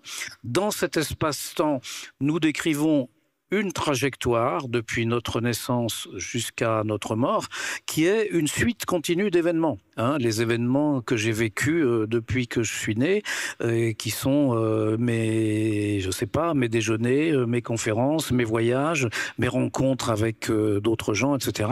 Et tout ça, ce sont des événements qui se succèdent et finalement, si on regarde de manière très précise, c'est une succession quasi continue parce que chacune de mes respirations, chacun de mes battements de cœur est un événement. Donc tout ça forme une succession continue que les physiciens appellent une ligne d'univers. Donc ma vie, c'est finalement ma ligne d'univers de ma naissance à ma mort. Et si je m'intéresse à un personnage comme Napoléon ou n'importe qui, je ne vais pas parler de Napoléon quand il avait 10 ans et demi, ou quand il avait 21 ans, ou quand il avait 30 ans, ou quand il avait 40 ans. Mais je parle de Napoléon de sa vie, de son existence globalement. Et moi, qui suis-je? Si je veux me décrire, je ne vais pas me décrire seulement, je suis en train de parler en ce moment, mais voilà, ça ne me résume pas. Tout à l'heure, j'étais au déjeuner, ça ne me résume pas non plus ce que j'ai mangé, ce que j'ai bu. Donc je suis quelqu'un, je prétends que ce qui fait mon originalité, ma spécificité, ma richesse, si vous voulez, c'est l'ensemble de ma vie. Et ce qui est très curieux, c'est que cet ensemble de ma vie, cette ligne d'univers, je ne peux pas la vivre d'un coup. Il y a quelque chose qui m'oblige à la vivre seconde après seconde. Je ne peux pas vivre deux événements de ma vie en même temps. Mais ce que je peux faire, et c'est ça qui me donne la conscience de ce que j'appelle l'écoulement du temps, c'est qu'à un instant donné, par exemple maintenant, je peux me souvenir de ce que j'ai mangé au déjeuner, je peux me souvenir de ce que j'ai fait dans le train ce matin, je peux me souvenir de ce que j'ai fait hier. Mais je ne peux pas me souvenir de ce qui va m'arriver demain. Pourquoi? Je ne sais pas. Mais du point de vue de la physique, ces deux événements ont exactement le même statut. Ce que je vais manger au déjeuner demain, ce que j'ai mangé au déjeuner hier, quand j'en reparlerai dans un an, je ne ferai même pas la différence. C'est des événements exactement de même nature. Pourtant, je me souviens d'hier, je ne me souviens pas de demain. Pourquoi? D'où ça vient? Personne ne peut répondre. On ne sait pas si c'est quelque chose qui vient d'une loi physique, c'est-à-dire s'il y a une différence physique entre les événements futurs et les événements passés, ou si c'est simplement que ces événements existent de la même manière et que mon cerveau, ma conscience, je ne sais pas quel mot il faudra employer, les distingue. Donc une distinction entre passé et futur qui serait uniquement quelque chose de subjectif, et c'est moi qui ferai la différence entre un événement passé et un événement futur, mais du point de vue de la physique, ça n'a pas de différence. Et si par exemple, j'imagine que un objet comme ce fauteuil a aussi une ligne d'univers, à un moment il a été fabriqué, il a commencé à exister, et il va finir un jour, je ne sais pas comment, peut-être sur le trottoir ou dans un musée, sait-on jamais, mais lui, il n'a pas le souvenir des événements d'hier et de demain. Donc, est-ce que pour lui, le temps passe? Est-ce que ça veut dire quelque chose de dire que le temps passe pour ce fauteuil? Et si, par exemple, je voulais vous dire, bah, ce fauteuil, il a la propriété de remonter le temps. C'est-à-dire que pour lui, le futur, c'est le passé. Qu'est-ce que vous allez me répondre? Vous allez me répondre non, mais avec quels arguments? Et moi, je vous dis, si, je pense que ce fauteuil est en train de remonter le temps. Vous n'arriverez jamais à me prouver le contraire. Ou que peut-être que pour lui, l'écoulement du temps n'a aucun sens. Bon, je ne sais pas. Mais ça, simplement pour dire que la distinction entre un événement présent, un événement passé, un événement futur, dans ma vie, ben, finalement, ça n'a pas tellement d'importance. Et bon, pour parler de la douleur, par exemple, supposez j'ai mal aux dents, j'ai très mal aux dents, j'ai une rage de dents. Et je sais que demain, je vais pouvoir aller chez le dentiste, s'il ne me dit pas qu'il n'a pas le temps de me recevoir, on ne sait jamais. Mais sinon, normalement, je vais chez le dentiste et ça va s'arrêter. Donc, je sais que pendant une durée d'une journée, je vais avoir mal aux dents, je ne vais pas pouvoir dormir, je vais souffrir. Mais finalement, quelle importance? Parce que je sais que dans 3 jours, j'y penserai plus. Et comme je ne pense plus à cette rage de dents que j'ai eue l'année dernière. Donc, je ne dis pas que ça va vous éviter d'avoir mal, mais ça relativise effectivement la douleur. Et si vous faites un petit travail sur vous, vous arrivez vraiment, je ne dirais pas à ne plus la sentir, mais à ce que ça soit... c'est assez curieux parce que vous ressentez la douleur, mais ça vous gêne beaucoup moins. Et vous pouvez par exemple penser à quelque chose d'agréable qui vous est arrivé. Je ne sais pas, vous étiez sur une plage au soleil et tout allait bien. Bon, ça paraît des recettes de cuisine, des trucs qu'on lit dans la littérature du développement personnel, comme on dit. Mais... je vous promets que ça fonctionne. C'est-à-dire que ça vous donne sur ce que c'est que votre existence, ce que c'est que votre écoulement, votre parcours de cette ligne d'univers, ce que vous appelez le passage du temps, ben, ça vous donne une vision différente de cette chose-là qui vous permet... Bon, je crois que c'est le mot, de relativiser. Alors, d'abord, est-ce que ça va vous permettre de relativiser ou pas? Je ne sais pas, ça dépend sans doute des gens. Moi, ça me permet. Et deuxièmement, est-ce que relativiser les choses vous permet de mieux les vivre, de mieux supporter une période de douleur ou de mieux jouir des périodes qui ont été des périodes heureuses? J'en sais rien. Peut-être que certaines personnes y arrivent, certaines autres non. Peut-être qu'il y a des recettes travaillées sur son esprit, sur sa conscience qui permettent de le faire plus facilement. Je ne sais pas, je ne sais pas répondre à cette question. Mais en tout cas, si vous voulez, ça vous donne sur votre propre existence quelque chose qui est une vision, je dirais, de beaucoup plus haut. Hein. C'est comme, je sais pas moi, vous prenez votre voiture, vous allez de l'autoroute par l'autoroute de Paris à Nantes. Bon bah l'autoroute, vous le découvrez mètre par mètre ou dizaines de mètres par dizaines de mètres si vous allez un peu vite. Mais bon, mais l'autoroute, il existe globalement d'un coup. Vous pouvez le voir par une photo aérienne, mais il n'existe pas de photo aérienne de votre vie entière. Donc, vous êtes obligé de l'imaginer et je crois que justement, ça rejoint ce qu'on disait tout à l'heure, c'est-à-dire les gens qui vont vous dire « je n'ai pas le temps de faire ceci », c'est des gens qui n'ont jamais pensé, je crois, à l'organisation de leur vie, qui n'ont jamais pensé à donner des priorités à ce qu'ils veulent faire. Ou alors ils l'ont pensé et vraiment ils vous disent « non, non, ce que tu me proposes, ça ne m'intéresse pas du tout ». Évidemment, ils ne vont pas vous répondre comme ça, donc ils vont préférer vous dire « je n'ai pas le temps ». Mais sinon, je crois qu'il y a beaucoup de gens qui croient vraiment qu'ils n'ont pas le temps. Ça veut dire simplement qu'ils n'ont pas organisé leur vie, qu'ils ne se sont pas situés. On parlait tout à l'heure des villes, vous parliez tout à l'heure des villes, et je crois que, voilà, vous arrivez dans une ville, bon, bah, vous allez trouver, je ne sais pas, un appartement, un quartier qui va vous plaire, des magasins et tout, vous allez vous organiser spatialement, je dirais. Mais vous devez aussi vous organiser temporellement. Et je crois aussi que c'est le travail de l'architecte ou des urbanistes d'organiser la ville de manière non pas seulement spatiale mais aussi temporelle, avec des lieux qui sont des lieux de passage, des lieux où vous devez pouvoir résider, des lieux où vous devez pouvoir passer un moment agréable. Bon, par exemple, souvent les gens disent « Ah, j'ai été obligé de faire la queue et donc j'ai perdu mon temps ». Alors, qu'est-ce que ça veut dire que vous perdez votre temps quand vous faites la queue, quand vous attendez le train, quand vous attendez l'ascenseur, etc. Ça veut dire quoi, perdre son temps? Parce que vous êtes vivant, votre cerveau fonctionne, et vous êtes dans un état qu'on pourrait dire normal. Et je dirais, je pense qu'on est sans doute beaucoup mieux en train de faire la queue, peut-être en attendant un ascenseur, un train ou je ne sais quoi, ou qu'un magasin ouvre, que de faire un boulot débile qui est celui que vous êtes obligé de faire pour être payé, par exemple. Donc, au contraire, ce sont des instants où votre esprit est libre et où vous pouvez le faire fonctionner, vous pouvez penser comme vous voulez, vous avez une grande liberté. Je me souviens par exemple moi, de ma période de service militaire et tout le monde me plaignait « Oh là là, mais vraiment, tu es obligé de faire ton service, tu es obligé d'obéir, tu es obligé de faire des trucs, voilà, des corvées, d'aller marcher avec sac au dos rempli de cailloux, etc. » Mais c'est extraordinaire, parce que votre esprit est totalement libre. Vous n'avez pas besoin de vous demander, je ne sais pas, qu'est-ce que je vais manger aujourd'hui, à quelle heure je vais me lever, comment je vais m'habiller. Non, non, tout est décidé pour vous, et votre esprit est dans une liberté totale. Et est-ce que vous perdez votre temps, ou au contraire, est-ce que vous êtes en train de le gagner ? Donc oui, je suis un peu revenu à la question qui était la question précédente, mais je crois que tout ça est lié. Alors, Walter, est-ce que on n'a pas la durée, j'allais dire, pour une dernière question, pour éviter le temps. Ben, on va passer alors aux questions du public, s'il y en a. On peut vous faire passer un micro.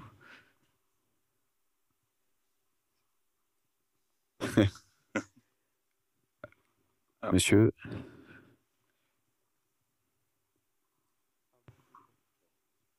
Bonsoir. C'est bon, ça marche? C'était une question pour Marc. J'ai pas très bien compris l'idée de décélération. Que justement, à l'inverse, le temps... Oui, accélération, décélération. Bah, bon. Par exemple, vous constatez que en une journée, il se passe beaucoup plus de choses que apparemment s'en passait, mettons, il y a 10 ans. Donc, pour moi, ça n'a rien à voir avec le temps, mais quelques personnes ont envie de lier ça au temps, ils appellent ça l'accélération du temps. C'est le contraire, parce que si vous dites ce qui compte, c'est le flux des événements, en une heure de temps, vous avez un flux d'événements beaucoup plus rapide, vous avez beaucoup plus d'événements. Bon, bah donc si vous comptez en nombre d'événements, ça veut dire que l'heure, en fait, elle est beaucoup plus longue, elle s'est allongée, et donc que le temps s'est ralenti. Donc c'est un contresens total. Enfin, pour moi, c'est vraiment un mésusage, disons, peut-être pas une mauvaise compréhension, mais en tout cas un mésusage du mot temps. Et c'est malheureux parce que justement, comme ce mot n'est pas vraiment défini dans les différentes disciplines, les gens qui parlent du temps... Moi, j'ai écrit pas mal, j'ai participé à des bouquins sur l'évolution, où on compare l'évolution, je sais pas moi, en géophysique, en biologie, en sociologie, dans la politique, etc. Et on s'aperçoit que finalement, les conceptions du temps dans ces différentes disciplines ne sont pas les mêmes, sont rarement définis et quelquefois se contredisent comme dans ce cas-là. C'est-à-dire là, vraiment, ça sous-entend une conception du temps qui est complètement opposée à la conception que nous avons dans la vie courante. D'où, alors, comment pouvoir discuter dans ces cas-là? Comment pouvoir, par exemple, écrire un livre pluridisciplinaire sur l'évolution, comme c'était ce à quoi je fais allusion là. Donc, c'était très intéressant parce qu'on avait ces discussions, ces confrontations entre géophysiciens, biologistes et tout, et on s'est aperçu que justement, dans les conceptions du temps ou de l'évolution que nous avions les uns et les autres, il y avait apparemment des discordances et que finalement, en discutant, ces discordances se sont révélées être des concordances. Bon, ça serait un peu long d'expliquer tout ça, mais par exemple, je prends un exemple simplement qui est la paléontologie. C'est-à-dire quand on fait des fouilles, on trouve des restes, des fossiles, qui sont de plus en plus anciens au fur et à mesure qu'il y a la profondeur, qu'on les trouve profondément. Bon, bah ça c'est vrai. Et donc, on pourrait dire la profondeur est une sorte de mesure du temps. Mais si vous fouillez dans un autre endroit de la planète, c'est vrai, c'est aussi une mesure d'une certaine chronologie, mais c'est pas la même. C'est-à-dire qu'à un endroit, vous avez pu avoir pendant un siècle, il y a eu 1 millimètre de sédiments qui se sont déposés, puis un jour il y a eu une tempête, et en une seule journée, vous avez 3 mètres de sédiments qui se sont déposés, donc la correspondance n'est pas du tout linéaire, et elle n'est pas la même ici que là. Ça veut donc dire que cette espèce, si on utilise la profondeur comme mesure du temps, ça ne sera pas du tout la même chose ici et là.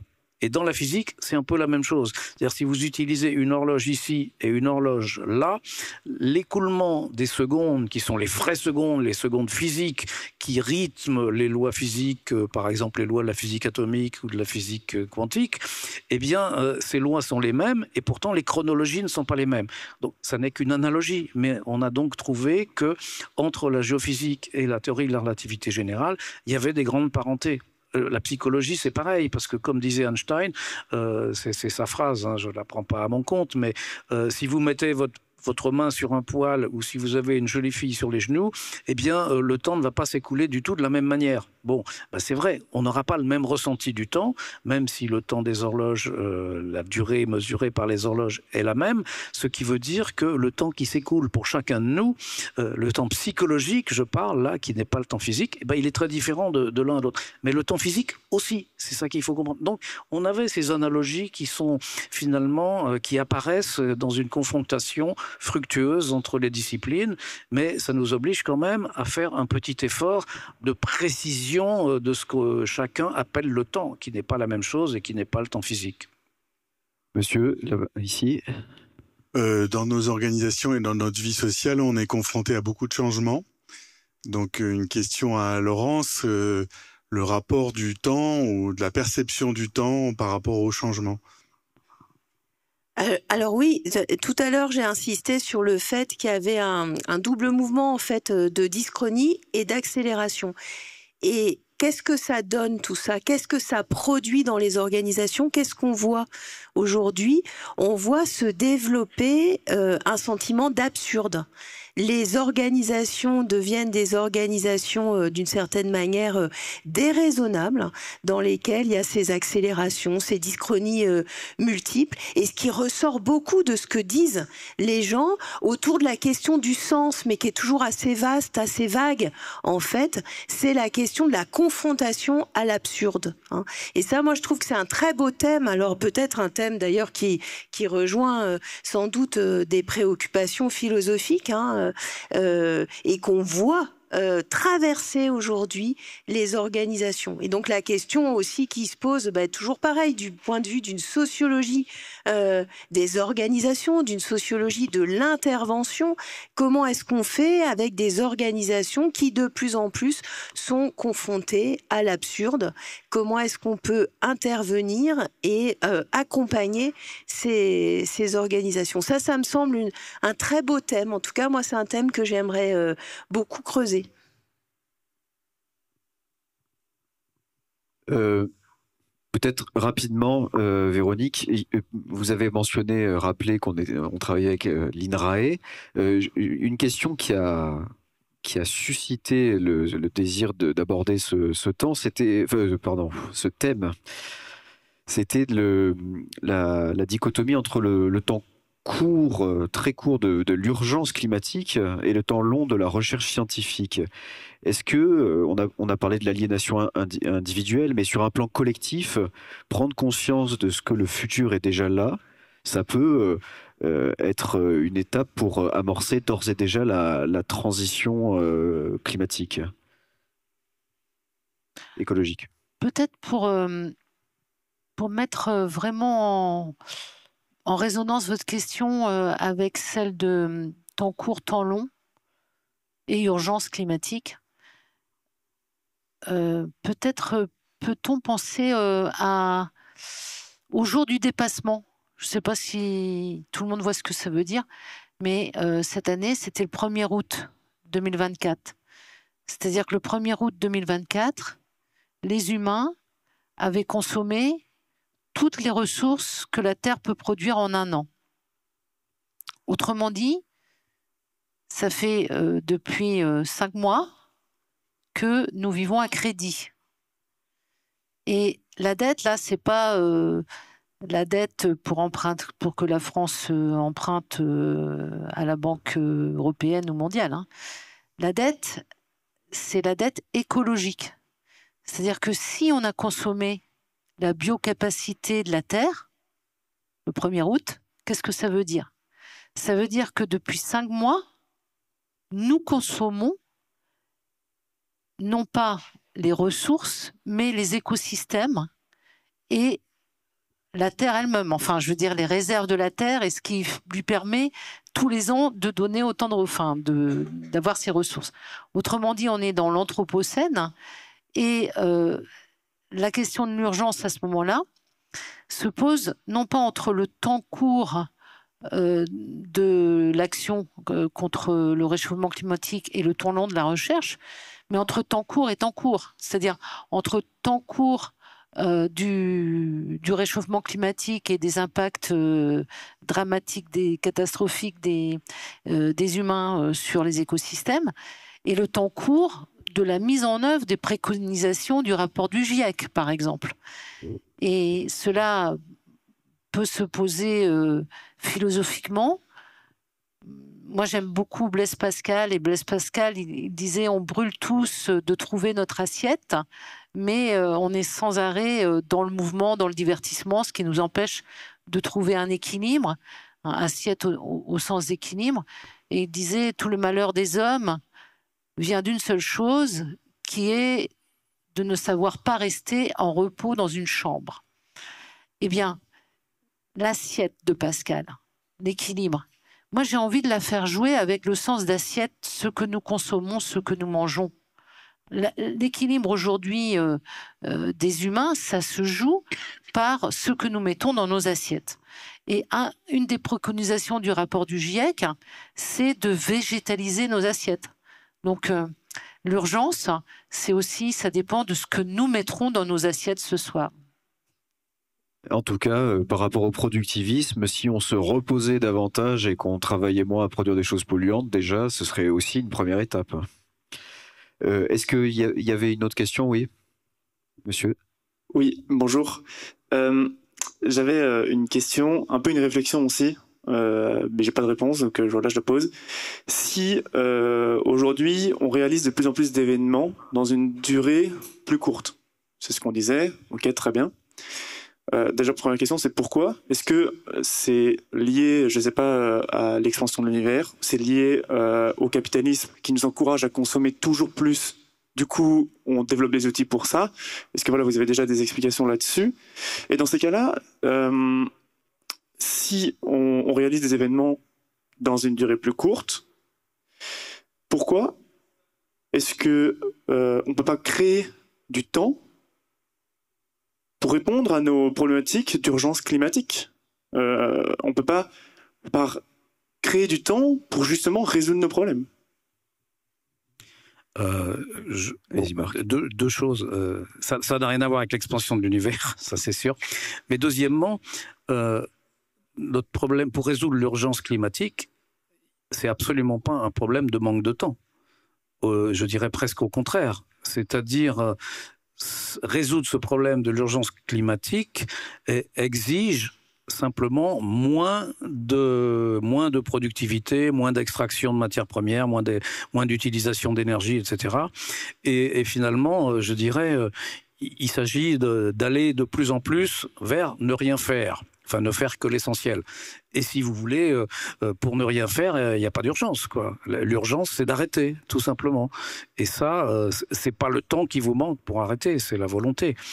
C'est pour ça que cette idée du jour du dépassement, je suis un petit peu réticent, c'est-à-dire, bon, elle a un côté extrêmement bénéfique qui est de donner une image de ce qui se passe et évidemment, ça va dans le bon sens.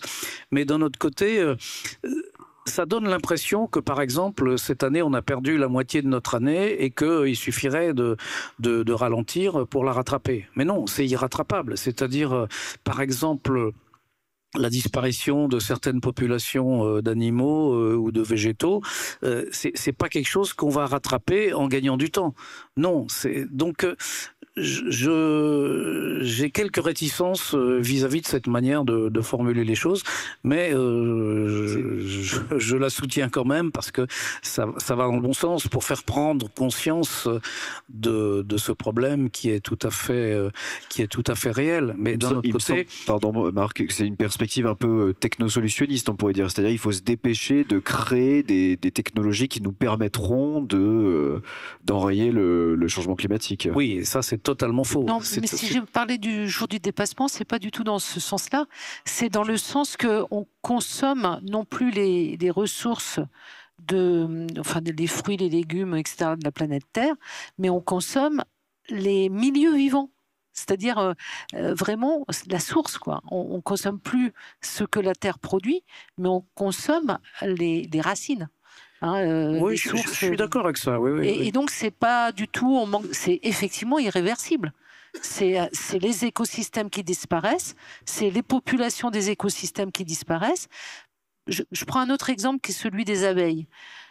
La disparition, ou du moins l'effondrement des populations d'abeilles, ce n'est ni le réchauffement climatique, c'est pas uniquement dû aux facteurs du réchauffement climatique, ce n'est pas uniquement dû à l'usage des pesticides, ce n'est pas uniquement dû à tel virus qui vient contaminer les ruches, ce n'est pas uniquement dû au frelon asiatique, mais c'est tous ces facteurs, c'est cet ensemble de facteurs qui fait qu'il y a un effet de seuil qui est atteint et les abeilles n'ont plus l'énergie de faire face à cet ensemble constant de facteurs.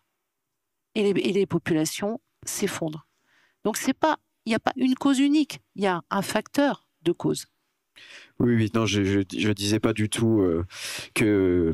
Je parlais pas de technosolutionnisme par rapport au jour du dépassement, mais par rapport à l'idée qu'il faudrait du temps pour mener une recherche qui pourrait aider à la transition écologique. Et je crois d'ailleurs, Laurence, que vous vouliez réagir sur la question. Oui, je voulais réagir sur ce qu'a dit Marc en disant finalement c'est pas un problème de temps ce qui nous arrive, il est urgent d'arrêter. Je suis pas tout à fait d'accord avec ça parce que on voit bien que c'est quand même un problème d'horizon temporel. Aujourd'hui, la question de la projection dans le futur et dans un futur en fait qui est déjà là et qui est extrêmement anxiogène, qui apparaît problématique, ça a des conséquences sur le présent en termes d'éco-anxiété, par exemple. C'est un véritable phénomène ça qu'on constate de manière régulière et l'éco-anxiété ça pose question justement dans le rapport à l'action et au présent parce que l'éco-anxiété peut être paralysante, l'éco-anxiété peut être démobilisatrice et je ne sais pas si au fond l'urgence est de ne rien faire ou de faire des choses de manière urgente quand même, parce que le passage à l'action, il devient indispensable aujourd'hui et en tout cas, il faut qu'on puisse soutenir ceux qui s'y mettent, ceux qui veulent faire des choses, ceux qui inventent des solutions. Donc pour moi, cette question-là quand même de l'avenir a des conséquences sur ce qui se passe au présent et doit être prise en compte au moins du point de vue de l'éco-anxiété et de ce que ça produit dans le cadre du passage à l'action. Oui, mais les solutions, on les connaît très bien. Et la seule solution, c'est l'inaction. Il y en a pas d'autre. Tout ce qu'on vous présente comme des moyens de réduire, disons par exemple le réchauffement climatique, pour prendre un exemple, parce qu'il y a des tas de causes, comme ça vient d'être dit. Mais prenons un exemple, par exemple la voiture électrique. Mais soi-disant, il y aurait urgence à électrifier le parc des voitures, etc.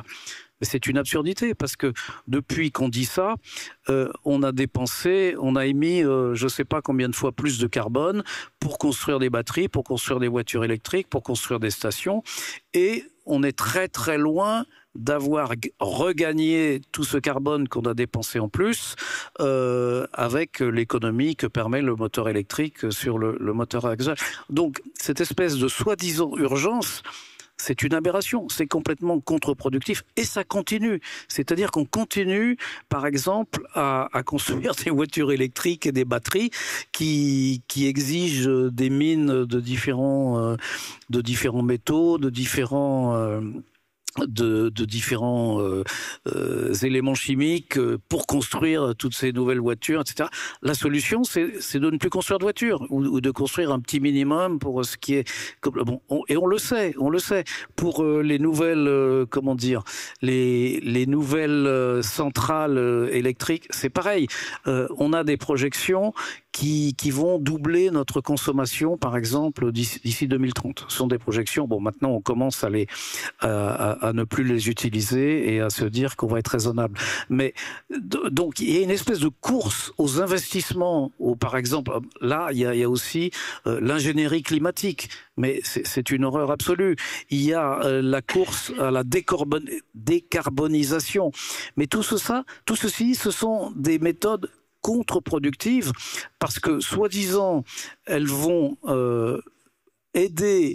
aller dans le bon sens pour restaurer, disons, l'environnement, mais ça, c'est dans une espèce de projection idéale pour dans 30 ans, 40 ans, mais l'urgence climatique, comme vous dites, elle est là, et aujourd'hui, tout ce qu'on peut faire dans ce que j'ai cité, c'est quelque chose qui va augmenter les atteintes sur l'environnement, et ceci pendant au moins 5 ans, 10 ans. Bon, par exemple, un autre exemple, c'est la soi-disant nécessité de construire des centrales nucléaires.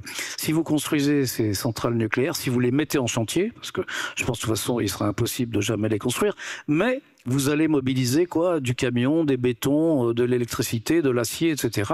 Ce qui fait que dans les 10 années, 20 années que peut-être vous allez mettre à construire ces centrales, vous allez extraire des matières premières, des métaux, de quoi faire du béton, vous allez émettre du CO2, etc. Vous allez augmenter notre dette pour, soi-disant, dans l'avenir, être un petit peu plus économe en émissions de CO2. Alors que très probablement, le chantier, s'il est commencé, s'arrêtera dans 10 ans pour des tas de raisons financières, politiques, économiques, etc.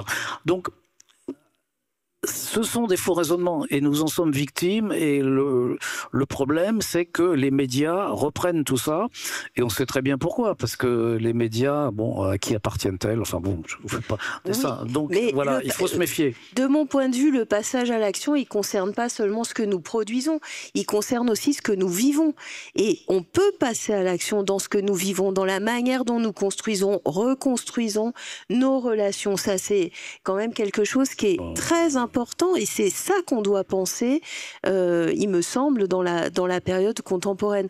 Donc quand je parlais de passage à l'action, j'étais pas seulement sur les idées, c'est pas seulement, oui, du point de vue de l'idée de l'action économique. D'accord. Donc nos relations, vous voulez dire, par exemple, sociales. Ah mais ça, je suis d'accord avec vous, bien sûr. Améliorons nos relations sociales. Faisons des débats sur le temps, par exemple, sur les choses comme ça. Ouais, surtout qu'on peut faire peut-être un parallèle entre le fait que, enfin, si j'en crois Augustin, ce qui est à l'origine de cette évidence énigmatique du temps, c'est au fond notre manque d'être. Hein, on sait qu'on est fini, qu'on va vers la mort. Et puis en face de ça, il y a l'éternité. Alors on invente cette évidence énigmatique du temps. Mais quand on pense au capital, c'est un petit peu la même chose. C'est-à-dire qu'à l'origine, il y a un manque d'être, il y a un manque de plénitude, on va dire.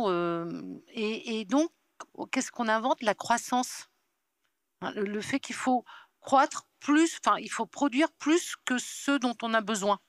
Il faut produire une croissance illimitée. Il faut produire davantage que ce dont on a besoin. Il faut produire du superflu pour faire du profit, pour faire des richesses, etc. Les richesses des nations, toujours, hein, toujours Adam Smith.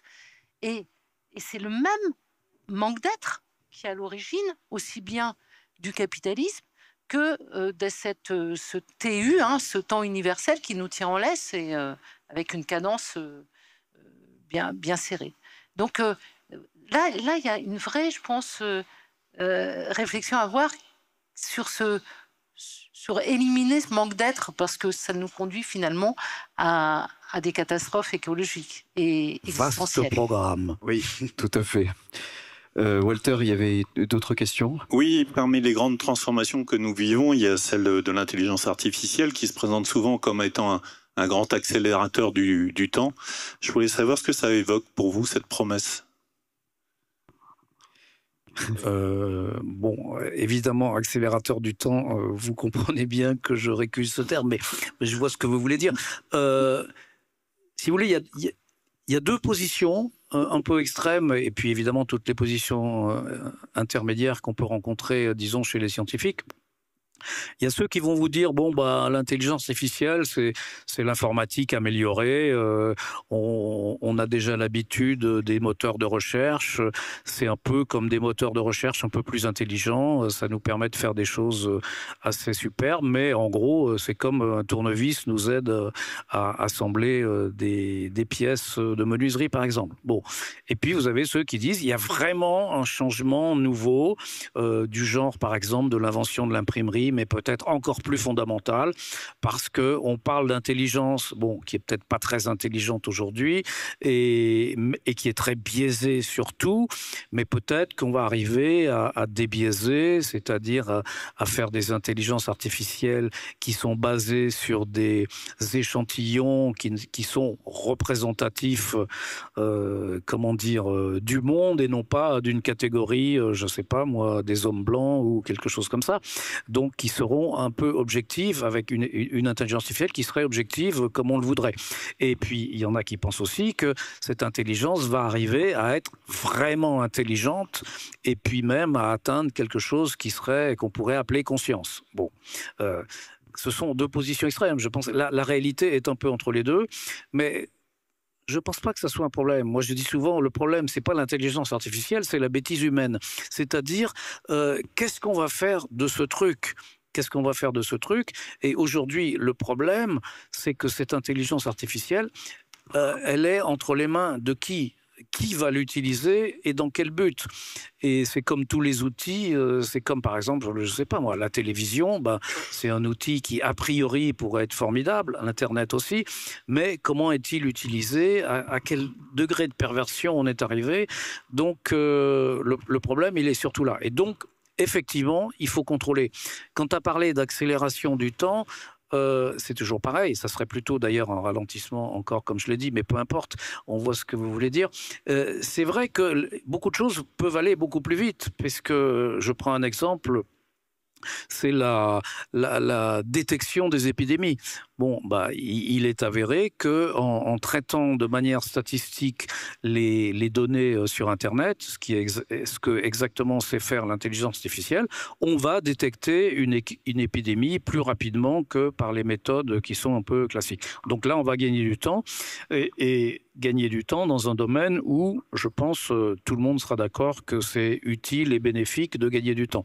Mais d'un autre côté, si vous voulez, sur tous les autres domaines, on va tellement être au contraire contre-productif que ça balance. Effectivement, c'est un outil formidable, mais comme tous les outils formidables, il peut être utilisé dans un sens ou non. Moi, j'ai pas mal travaillé sur les relations entre la science et l'armement. Ben, on s'aperçoit quand même que les découvertes scientifiques, en tout cas dans les 50 dernières années, mais en fait on peut remonter plus loin, sauf que je suis moins précis là-dessus, mais en tout cas c'est essentiellement des choses qui ont permis d'améliorer les armements. L'intelligence artificielle, ses premières applications, c'est dans les drones qui vont repérer un type et puis le tuer. Donc ce qu'on disait il y a quelques années, et ce que disait déjà Asimov avec les lois de la robotique, c'est la première loi de la robotique, c'est que un robot ne doit jamais porter atteinte à un être humain. Et on se posait la question, je me souviens dans 10 ans, quand on commençait à se dire il peut y avoir des armes autonomes, est-ce qu'on va les autoriser à tuer un homme de leur propre chef? Aujourd'hui, c'est complètement arrivé. Et le débat, il n'a pas eu lieu. Ça s'est fait avant que le débat ait lieu. Donc le problème, c'est qu'on a beau débattre, les choses se font... Et je dirais, il n'y a pas un groupe de méchants dans le monde qui sont en train de faire que l'intelligence artificielle soit appliquée de la manière la plus mauvaise possible. Ça se fait de manière naturelle. Je veux dire, en France aussi, on étudie les robots qui peuvent tuer de manière autonome. On ne les utilise pas aujourd'hui. Mais tout ça existe et ça s'applique à l'intelligence artificielle comme au reste. J'ai pas personnellement l'impression qu'il y a un saut qualitatif important. Mais tous mes collègues ne seraient pas d'accord avec cette position. C'est difficile de juger à quel point le changement qui va arriver, est-ce que c'est comparable, je ne sais pas, à l'invention de l'imprimerie, à l'invention de l'écriture, ou c'est quelque chose qui est beaucoup plus anodin, ou au contraire beaucoup plus important, je ne saurais pas vous dire. Il y avait une dernière question. On va prendre une dernière. Ouais. Allez, une dernière. Bonsoir. Ce soir, on s'est posé la question, est-ce qu'on a encore le temps? On a beaucoup parlé du temps. Et moi, je me pose la question, et si le temps n'existait plus, qu'est-ce que seraient encore nos sociétés sans le temps? Et qu'est-ce que seraient les hommes si vraiment ils n'avaient plus le temps? Je sais pas. Véronique, oui. Oui. Ça ne changerait pas grand-chose. Parce que comme le temps est une... Enfin, moi, j'ai écrit un livre, je ne sais pas si vous avez entendu le titre, mais c'est le temps la plus commune des fictions. Donc, si on se débarrasse d'une fiction, on vit dans la réalité. Hein. Donc, si on imagine qu'il n'y a plus de temps, il y aura toujours des processus, hein, il y aura toujours vous qui êtes en train de vivre avec votre ligne d'univers, comme dirait si joliment Marc, ou processus d'individuation de la naissance à la mort. Vous êtes en interaction avec plein d'autres gens, et puis vous prendriez des sabliers ou des clepsydres ou un processus n'importe lequel pour donner rendez-vous de la même manière qu'aujourd'hui on a une montre. Donc le temps comme convention, construction, temps de travail moyen dont on a parlé aussi tout à l'heure, tout ça disparaîtrait. Mais on continuerait à vivre tout à fait normalement. Mais vous avez quand même dit de la naissance à la mort. C'est bien du temps, ça. C'est une durée. C'est une durée. Mais c'est un processus. C'est exactement... Aujourd'hui, on parle plus... je parle sous couvert de Marc. Hein, on parle plus de création d'univers. On parle d'enchaînement, d'articulation d'univers. C'est-à-dire un univers né... se déroule, meurt et donne naissance à un univers qui naît, se déroule et meurt. Comme le printemps naît, se déroule, meurt et donne naissance à l'été. Donc vous voyez, si on pense en termes de processus, y compris l'univers, le temps, on n'en a pas besoin. Mais la durée, de la même manière que la permanence, la succession, la simultanéité, est-ce que ce ne sont pas des concepts temporels? Ce processus qu'on décrit, est-ce que ce ne serait pas le temps tout de même? Il y a quelque chose qui résiste, je sais, il me semble. Ce qui résiste, c'est les marqueurs. C'est-à-dire qu'on prend des repères. On a besoin de s'orienter dans le monde, donc on a besoin de savoir les Touaregs, par exemple, pour savoir si une femme est mariée ou pas. Les femmes portent des bijoux en or ou des bijoux en argent. Si c'est des bijoux en argent, elle est disponible, on a parlé de ce concept tout à l'heure. Si c'est des bijoux en or, elle est mariée. Donc voilà, c'est des repères, des boussoles, pour savoir qui aborder, etc. Mais on peut très bien imaginer d'autres boussoles. Après tout, on aurait même pu imaginer une physique ou une mécanique, là je parle autant de la mécanique classique, faite sur autre chose que sur une priorité de l'espace et du temps. On aurait pu inventer une musique, des sphères comme ça s'appelle l'espace-temps. Exactement. Mais voilà, donc on vivrait, pour répondre à votre question, on vivrait aussi bien, peut-être mieux. Parce qu'on vivrait à propos aussi. Alors, vraiment, on va finir, mais si vous voulez, 2 minutes peut-être. Oui, si 2 minutes, conclure. d'accord. Mais juste le temps, la manière dont moi je le vois, c'est juste une espèce de réunion de 3 notions primitives qui sont la durée, la causalité et quoi d'ailleurs? La durée, la causalité et la chronologie. Et cette réunion, on sait qu'elle ne fonctionne plus. Donc c'est pour ça qu'aujourd'hui en physique, on arrive à décrire tous les processus sans utiliser du tout la notion de temps. Et donc on utilise ces durées-là qui sont ces notions-là qui sont des notions primitives. Donc ça dépend, votre question dépend de ce que vous voulez dire s'il n'y avait pas le temps. Est-ce que ça veut dire qu'aucune de ces 3 notions n'existe, ou bien est-ce que c'est la relation entre ces 3 notions qu'on croit valables qui n'existerait plus? Mais bon. Eh bien, on va finir sur cette question, je crois. Merci beaucoup.